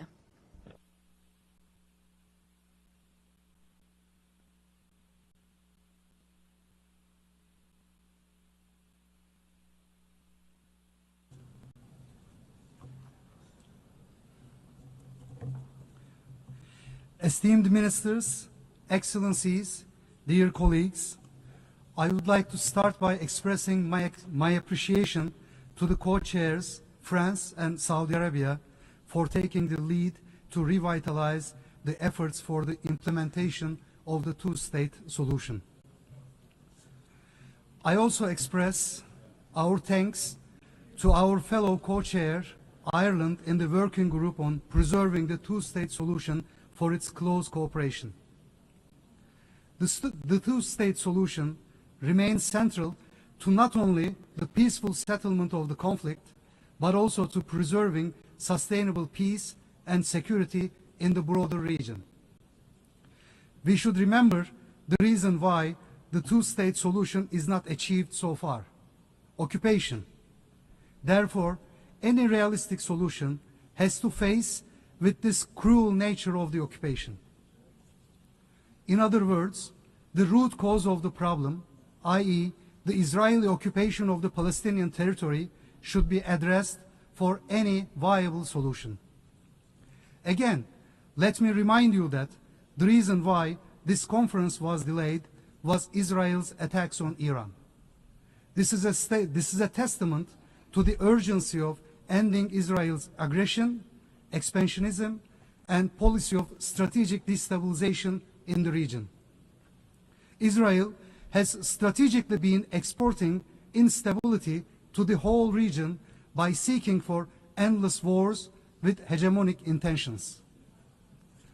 No central authority is spared, weakened state structures are sought, failed states are desired and even engineered. That begins and ends with the establishment of a sovereign Palestinian state, based on the 1967 borders with East Jerusalem as its capital. Horrendous images of innocent civilians, children, babies dying from hunger or shootings in Gaza shake all of us. The images that come out of Gaza in the 21st century will haunt humanity for the years to come. The genocide committed by Israel in Gaza is a dark stain on the international order. There are signs that the international order is being adversely affected by the continuation of this genocide. The rules-based international system is being called into question. An immediate and permanent ceasefire is the most urgent priority. Under the current circumstances, a ceasefire is not possible if the aggressor is not forced to do so. As the international community, we have the obligation to put an end to this man-made human catastrophe. For that, we have to collectively put together more pressure on Israel. For this, the recognition of the state of Palestine is the most imminent step to take by all those who have not yet done so. Within this framework, we welcome all recent moves for recognition. Aside from these urgent political steps, we should also help the Palestinian Authority in capacity building in all possible ways. In parallel to that, reconstruction efforts must be started without delay. The Arab Reconstruction Plan is the only viable plan for the reconstruction of Gaza. Turkey stands ready to contribute actively to these efforts. We stand at a critical moment. Yes, Palestine needs economic support, capacity building, empowering, trade, and any kind of material and moral support. Yet, we must all understand that this is not enough. Palestine needs more. Palestine needs strong and concrete political solidarity that should go hand in hand with coercive measures such as a UN ban on transfers of arms, as well as halting trade with the aggressor. Israel continues to enable illegal settlements. It even goes beyond, with its government chanting openly and loudly for the annexation of Palestinian territories. Settlerism is theft, settlerism is crime, settlerism is an anachronistic version of colonialism in the 21st century. Settler terrorism should not go unpunished. Settlers and their enablers must face consequences. Last but not least, the implementation of the two-state solution requires solid institutions and the protection of Palestinian people. Thus, supporting the Palestinian Authority and preventing Israeli actions aiming to uproot the Palestinian nation from their homeland are crucial for any credible roadmap for Palestinian statehood. Excellencies, with regard to the draft outcome document of our conference, particularly its paragraph 11, Turkey is of the opinion that, based on the decades-long Israeli record, the handover of weapons by the Palestinian armed groups should be closely conditioned to the realization of an independent, sovereign, and contiguous Palestinian state on the 67 borders with East Jerusalem as its capital, or an agreement reached among the Palestinian groups as part of the reconciliation process. But we did not break the silence, once again, to preserve the unity of the international community. We hope that our concern will be taken into consideration by the member states in their relationships and in the future processes.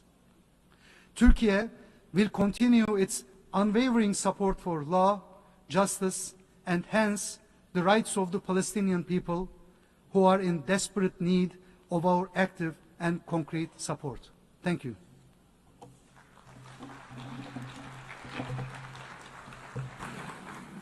I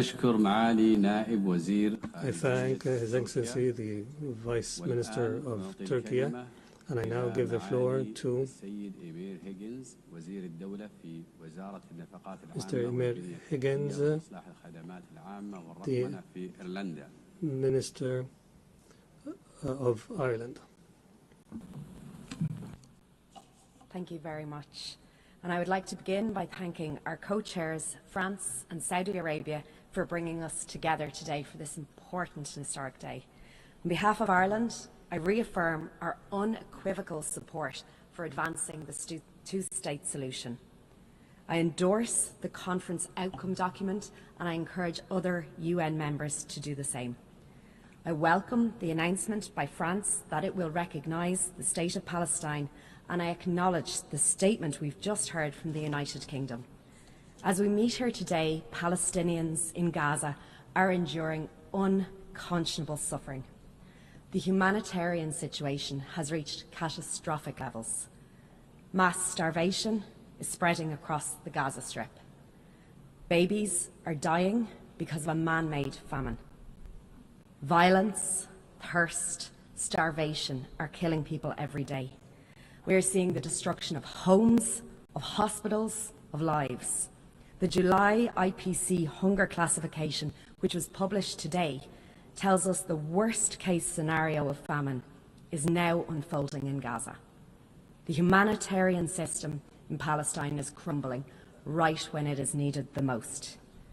Israeli hostages remain in captivity with immense suffering for them and their families, and let me reiterate Ireland's unequivocal condemnation of the heinous terrorist attack by Hamas on Israel on the 7th of October. We urgently need to see a ceasefire, and we urgently need to see the release of all hostages. I thank Egypt, Qatar, and the United States for their efforts in securing progress as mediators. There must be an influx of life-saving aid to the people of Gaza. Humanitarian pauses and corridors are long overdue, and they are the bare minimum of what is required. Israel must let aid enter Gaza in sufficient quantities and let the UN and humanitarian organizations do their life-saving work. But instead, people are being killed trying to access aid. Children are starving before our eyes. Aid workers have been killed. This appalling situation shames us all. It is an affront to our common humanity, and it is an affront to the charter of this very organization. For decades, we have known the only path to a just and a lasting solution to the Israeli-Palestine conflict is the two-state solution. Two states, Israel and Palestine, living side by side in peace and in security. But for decades, we've seen collective failure to take collective and meaningful action. Today, to those suffering in Gaza and in the West Bank, the two-state solution must seem out of reach. But it cannot be. It cannot be about the long term. It has to be about the here and now. It has to be about today. And the two-state solution is key to achieving the most urgent goal, securing an immediate and sustainable ceasefire and the release of all hostages. The two-state solution is indispensable because it would deliver long-term peace, stability and security for the region as a whole. It is recognised clearly in the UN Security Council Resolution 2735, which rejects any attempt at demographic or territorial change in the Gaza Strip, including any actions that reduce the territory of Gaza. And it also reaffirms the importance of unifying the Gaza Strip with the West Bank under the Palestinian Authority. And yet, these principles are flouted with total impunity. We cannot stand by. We must demonstrate more clearly that we afford equal value to the security of Israelis and Palestinians. We, the international community, must act. We do not underestimate the difficult journey that lies ahead. In Ireland, we know this from our own experience of overcoming conflict. As former President Mary Robinson said yesterday, the arc of peace is long. And while each conflict is different, Ireland stands ready to share our relevant experience from our peace process. Ireland recognised the state of Palestine last year. We did that because we believe in the equal right to self-determination, to peace, to security, and to dignity for both Israelis and Palestinians alike. We welcome the announcement by France that it will recognise Palestine, and we acknowledge the statement we've just received from the United Kingdom. We encourage other countries to recognise Palestine. We encourage those who have not done so to recognise the State of Israel. The outcome of this high-level conference must be a clear signal to the Palestinian people that we support their right to self-determination, and that we support the choice of the Palestinian leadership to achieve this through a peaceful political pathway. We welcome the commitments made by President Abbas in this regard. I reaffirm Ireland's support for the Palestinian Authority and its reform agenda. I call on Israel to release the revenues owed to the Palestinian Authority that it is withholding, revenues collected in tax that are necessary to fund vital services and to pay the salaries of workers in Palestine. This conference must be a turning point where we, the international community, mobilises at political, at economic, at financial and at security levels to set in motion the path of a two-state solution. I reiterate Ireland's unwavering support for the indispensable role of UNRWA in support of Palestinian refugees. This is vitally important right now in delivering life-saving aid in Gaza, and we must protect and we must preserve the vital mandate of UNRWA. The International Court of Justice, in its advisory opinion, has stated that the continuing Israeli presence in the occupied Palestinian territory is illegal under international law, and that settlements are also illegal. Numerous Security Council resolutions have reaffirmed that settlements are illegal. And yet in the West Bank, including East Jerusalem, we are seeing record levels of settlement construction, large-scale displacement of the Palestinian population and unprecedented levels of violence. In Gaza, the UN High Commissioner for Human Rights has concluded that the manner in which parties to the conflict have conducted hostilities, especially Israel's choice of methods and means of warfare, has involved unprecedented disregard for international human law. Accountability for grave breaches of international law by any party has to be our focus. There must be accountability. There must be accountability for unilateral actions that undermine the viability of the two-state solution. The international community must bring an end to the devastating cycles of violence. We must make good on our commitment to implement once and for all the two-state solution. The outcome document will chart a path forward to secure peace and security for Israelis and Palestinians alike. And now we must seize this opportunity before it is too late. Thank you.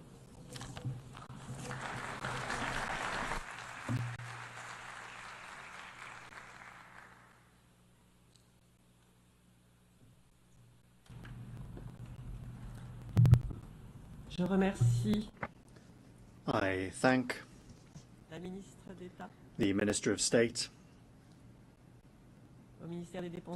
at the Department of Public Expenditure, Infrastructure, Public Service Reform and Digitalization of Ireland.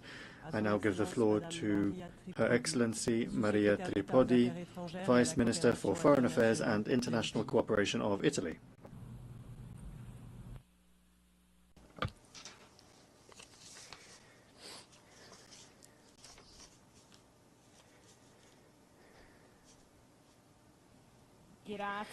Thank you, Mr. President of the General Assembly, dear delegates, excellencies. The continuation of military operations, the grave humanitarian conditions in Gaza, and the stalemate in negotiations continue to severely test regional stability. Reaching a ceasefire, the release of hostages, and the resumption of adequate humanitarian assistance are urgent priorities, a prerequisite for any development of a peace process in the Middle East. With this conference, we testify the importance of working toward the day after, a day after based on the two-state solution, which fulfills the aspirations and needs of both Israelis and Palestinians, and can bring stability to the entire region, ending the cycle of violence that has plagued the Middle East for decades. Stability that must represent one of the main objectives of our action as an international community, because it opens up prospects for development and integration at all levels, economic, social, and cultural, that ensue for the region.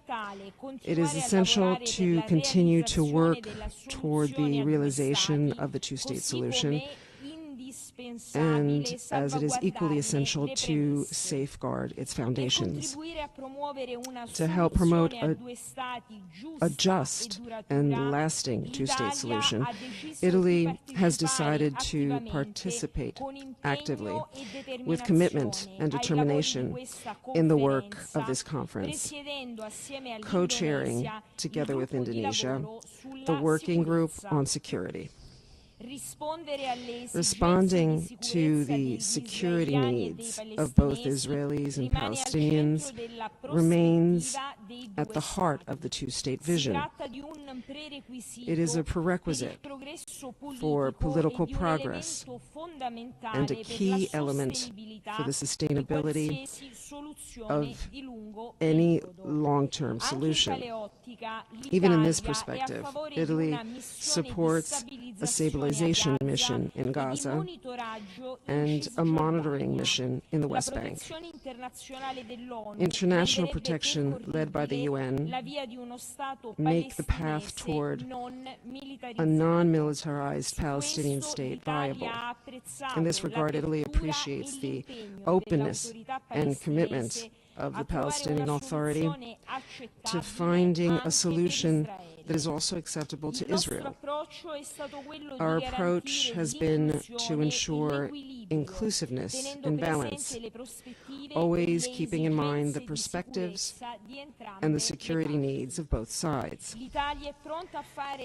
Italy is ready to do its part to accompany Israel and the future Palestinian state on this path.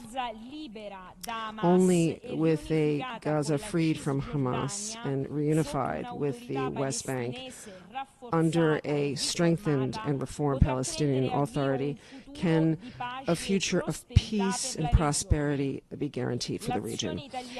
Italian action is based precisely on these premises. Since the start of the conflict, Italy has mobilized 110 million euros for the Gaza crisis and the development in the West Bank. Within the Food for Gaza initiative, which counts on the support of both Israelis and Palestinians, we have worked to deliver humanitarian aid to the civilian population. Excellencies, distinguished delegates, I would also like to recall that in this solemn assembly, Italy's commitment in the medical field, thanks to which we were able to bring 150 children in need of medical assistance along with their caregivers. Last week, Italy wholeheartedly endorsed, together with another 30 other partners, a joint declaration on Gaza and the occupied Palestinian territories, in which we reiterated the condemnation of restrictions on the flow of humanitarian aid. In the declaration, we underscore the importance of avoiding actions that could undermine the two-state solution, with particular attention to the West Bank, which is an essential premise to it. In the West Bank, our carabinieri have been present for decades to help train the Palestinian Authority's police forces, whose institutional consolidation we consider fundamental. Our support to the Palestinian Authority also comes through our participation in the processes of the European Union, which approved a program worth 1.6 billion euros to help the Palestinian Authority provide services to the civilian population, as well as to facilitate the economic recovery of the Gaza Strip and the West Bank and support their private sector.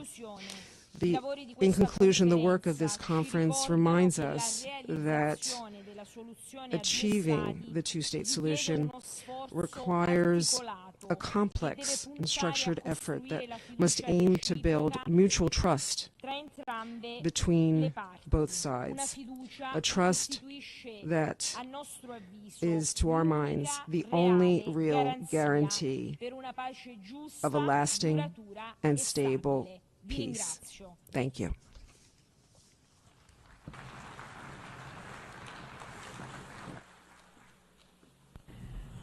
I thank the Vice Minister for Foreign Affairs and International Cooperation of Italy. I now give the floor to His Excellency Florian Hahn, Minister of State at the Federal Foreign Office of Germany.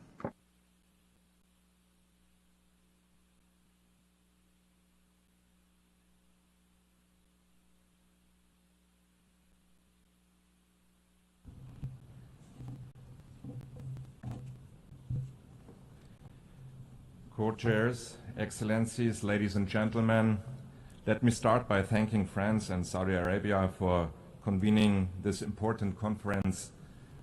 Our convening today takes place against the backdrop of the ongoing war in Gaza, raging for more than 20 months now. Nothing can be stronger, more pressing reminder of the need to resolve the Israeli-Palestinian conflict and to take action towards peace and the two-state solution. The humanitarian situation in Gaza remains utterly unacceptable. Hostages, including 7 German citizens, are still in Hamas's captivity. The man-made hunger crisis afflicting civilians in Gaza is especially unsettling. All this will have irreversible consequences for generations. Germany, therefore, demands immediate, safe, rapid, unhindered, and sustained access by the UN and humanitarian organizations, an immediate ceasefire, and the unconditional release of hostages now. More than 600 trucks are waiting in Al-Arish at the Egyptian border alone, and Germany committed up to $350 million in humanitarian assistance since October 2023 to operations in the Palestinian territories. Ladies and gentlemen, Germany will always be unbreakably committed towards security of the State of Israel and its people. And it is our firm conviction that ultimately only the two-state solution with a Palestinian state existing side by side in peace and security will guarantee Israel's existence as a Jewish and democratic state. Or to put it in other words, all people in the region have to be able to live without fear and indignity. After the horrendous terrorist attack of Hamas on the 7th October and the brutal war that followed since 20 months, one thing is clear. Managing the conflict is not longer an option. We finally need to solve it. The suffering of people has to end. We therefore appreciate that discussions on the day after in Gaza are a key part on this conference. As Germany, we suggest the following. First, Hamas must neither govern Gaza nor be a threat to Israel.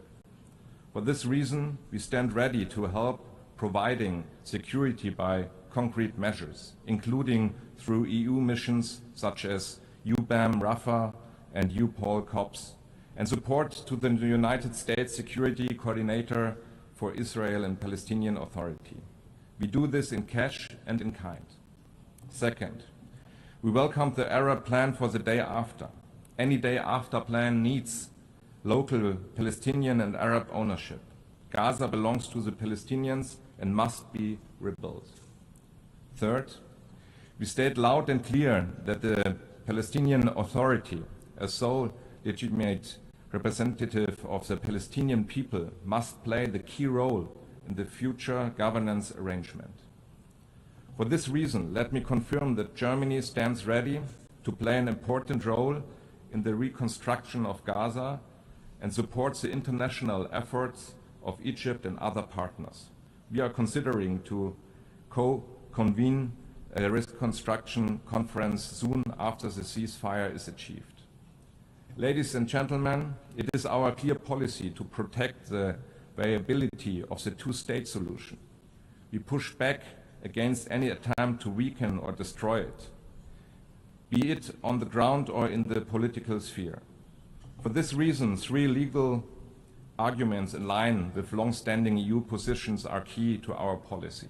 First, we do not and will not recognize any changes to the 1967 borders unless agreed upon by the parties.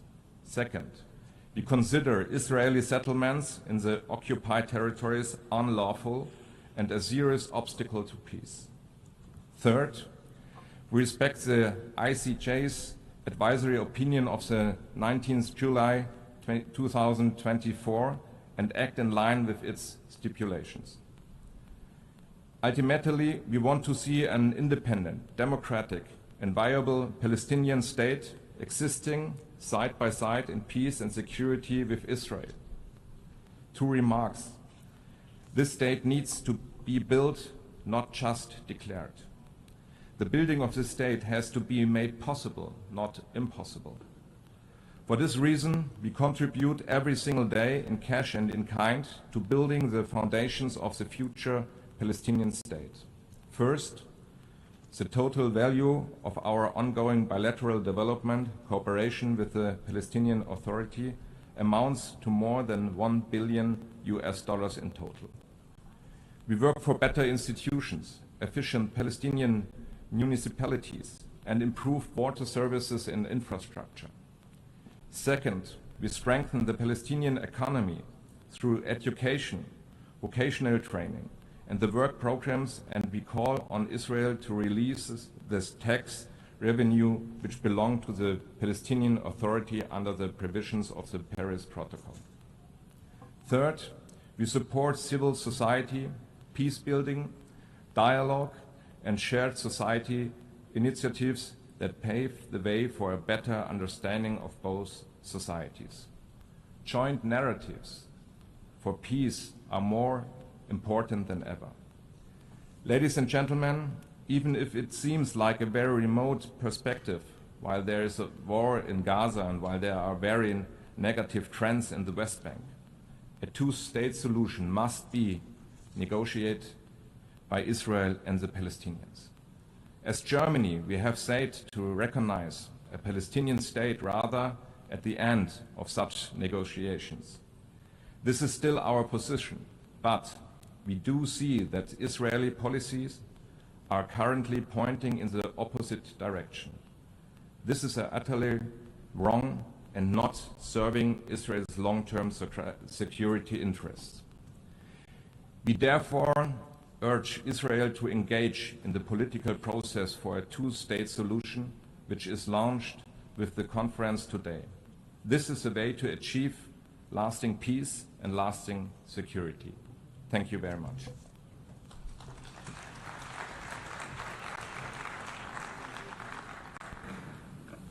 I thank His Excellency, the Minister of State of Germany, and now give the floor to Her Excellency Mina-Lina Lind, Deputy Minister for Foreign Affairs of Estonia.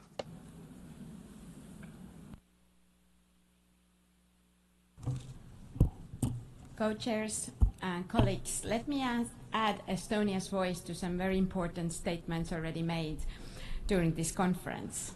So as we are living in a world increasingly shaped by conflict, the international rules-based order with the UN Charter at its core is under growing strain.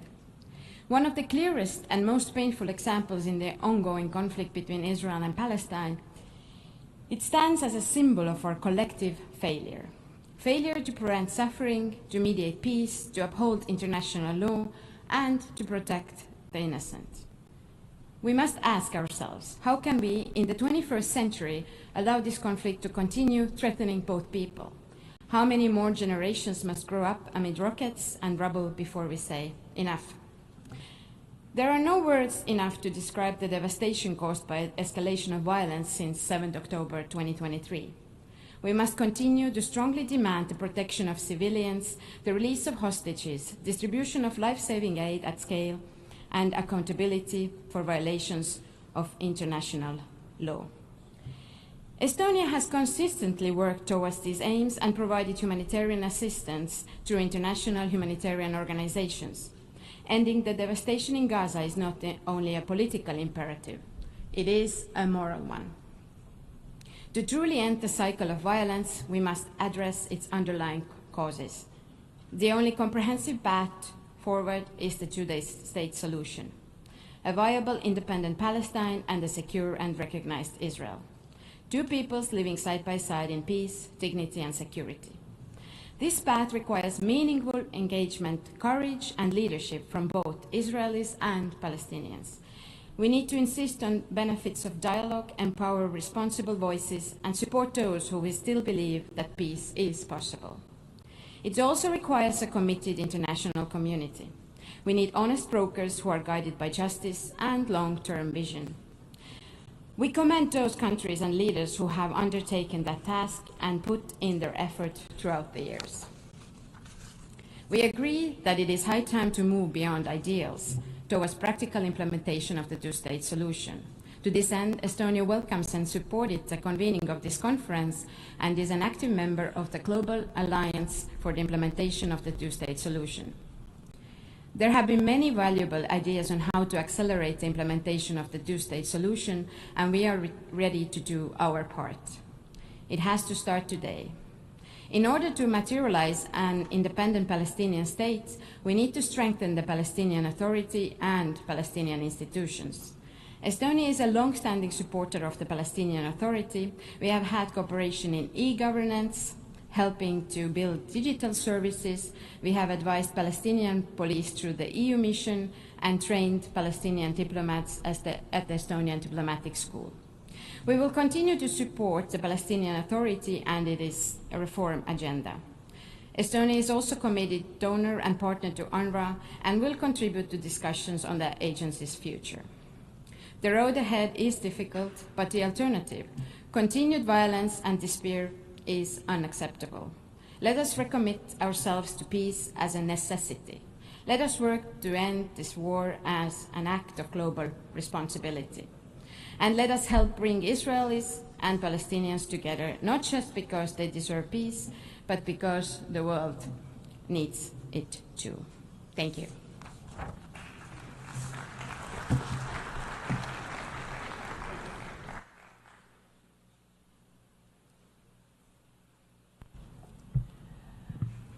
I thank the Deputy Minister for Foreign Affairs of Estonia, and I now give the floor to His Excellency Herbert Scheibner, Special Envoy of the Republic of Austria for the Two-State Solution Conference.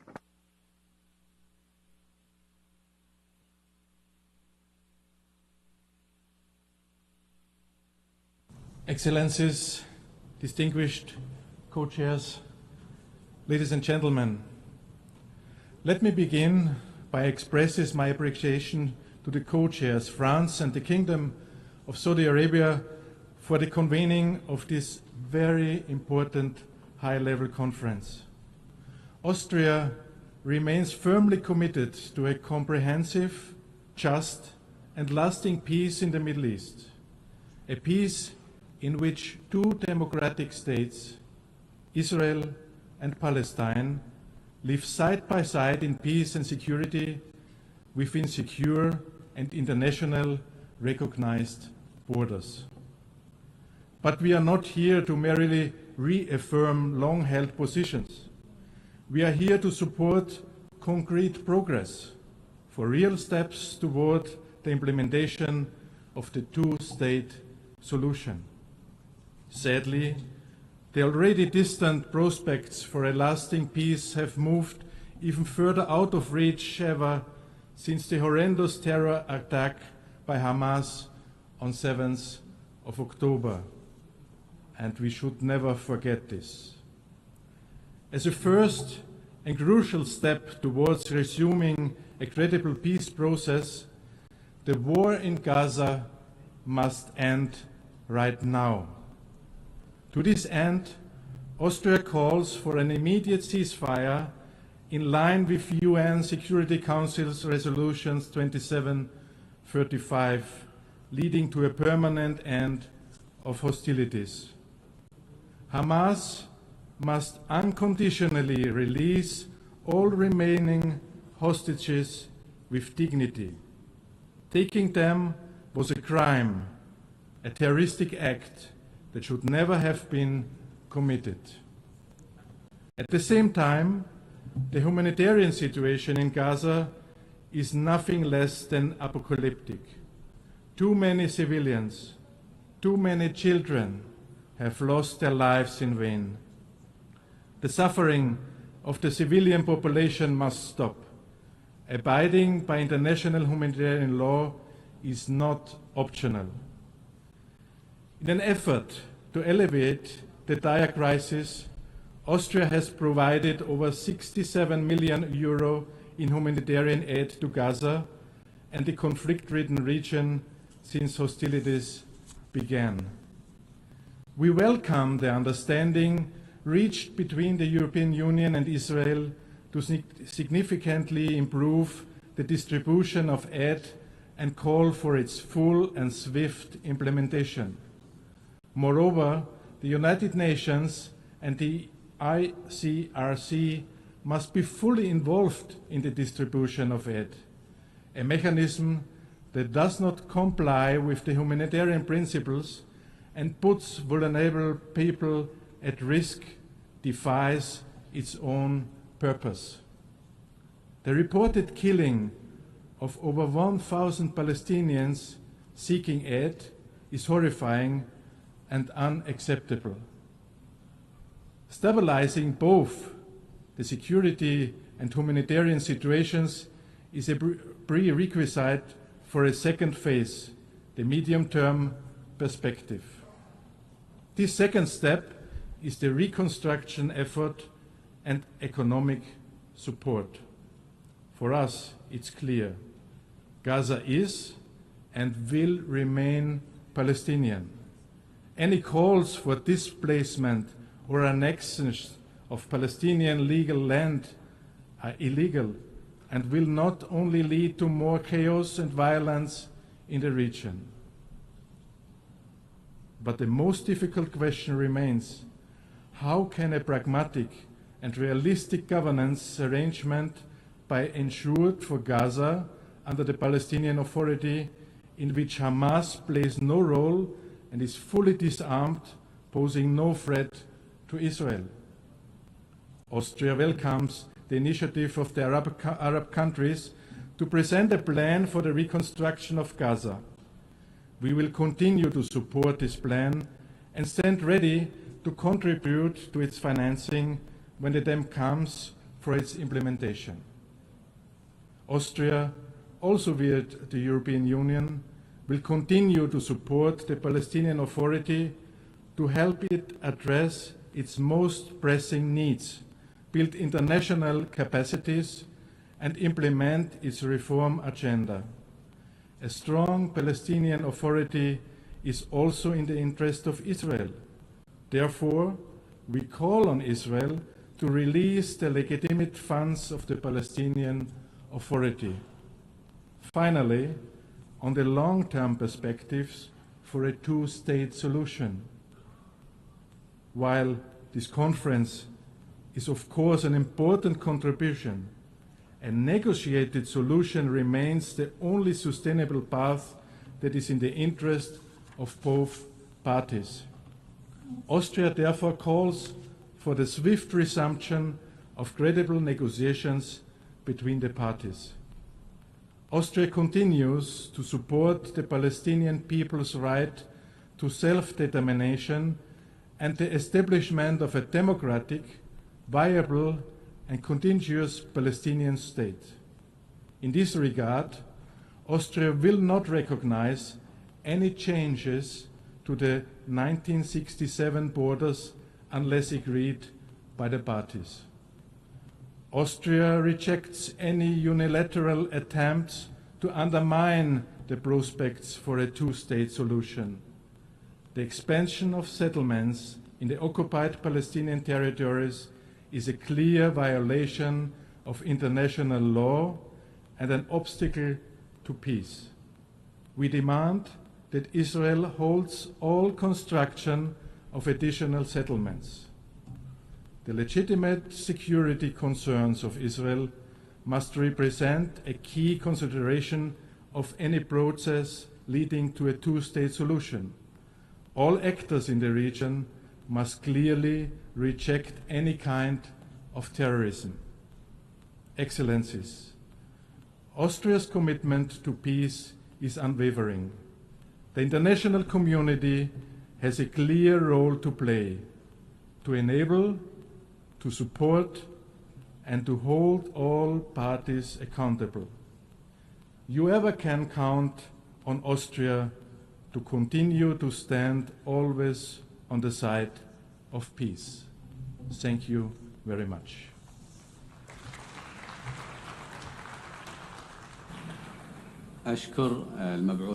I thank the Special Envoy of the Republic of Austria for the Two-State Solution Conference.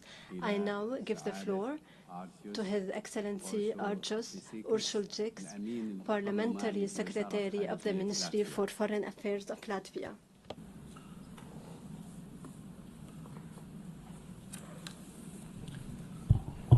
Distinguished participants, ministers, excellencies, ladies and gentlemen.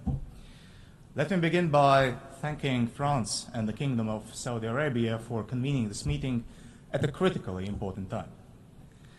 As a newly elected member of the United Nations Security Council, we are humbled by the responsibility we now share in upholding international peace and security. We approach this role guided by our own history of striving for sovereignty, dignity, and international recognition. Our experience is at the foundation of our belief that we can work together and make the two-state solution a reality. We have been striving for peace in the Middle East for several decades, and the current crisis, triggered by the brutal terror attacks of Hamas against Israel, is a testament to the necessity for a political horizon that can guarantee the security of both Israel and the Palestinians. More than 1,000 civilians killed in Israel during and after 7th of October of 2023, and almost 60,000 victims in Gaza are proof that the status quo is not sustainable. It is vital not to permit Hamas terrorists and other radical groups to hijack the Palestinian cause. Therefore, Latvia joins the international community in calling for immediate release of all hostages without preconditions, immediate return to the ceasefire, and ensuring supplying humanitarian aid at scale. Unfortunately, humanitarian situation in Gaza continues to spiral. Reports about civilian killings in Gaza while attempting to receive humanitarian assistance are deeply worrying and require immediate and independent investigation. Therefore, all efforts to expand humanitarian access to Gaza must be implemented swiftly and fully. The current crisis cements Latvia's firm belief that the only path to sustainable peace is through upholding international law, including international humanitarian law and the principles of UN Charter, in the Middle East and in other ongoing wars around the globe.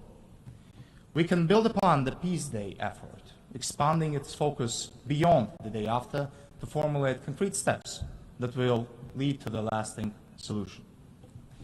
Meanwhile, it is essential to provide political and practical support for the legitimate Palestinian authorities, which the European Union, including Latvia, has strived to do for many decades. This should bolster the standing of Palestinian representation in potential peace talks and prepare the way for democratic elections in Palestine that should result in a government that has a strong mandate for negotiations towards a lasting peaceful settlement. And in this regard, we welcome the intention of President Abbas to hold elections for a new Palestinian National Council before the end of the year. Latvia believes that the two-state solution must not be only a slogan. It must be a common goal for both sides and also for international community. Two-state solution also means recognizing Israel's right to exist as a state, and it is also a name that leads to mutual recognition and practical guarantees for both sides, because the alternative is further cycles of more destructive violence and radicalization. So let me take the opportunity to welcome the current conference once again as a crucial step towards building a roadmap that leads to the realization of the two-state solution. This should lead to direct negotiations guided by international law and relevant United Nations Security Council resolutions, resulting in two states living side by side in peace and security. Thank you.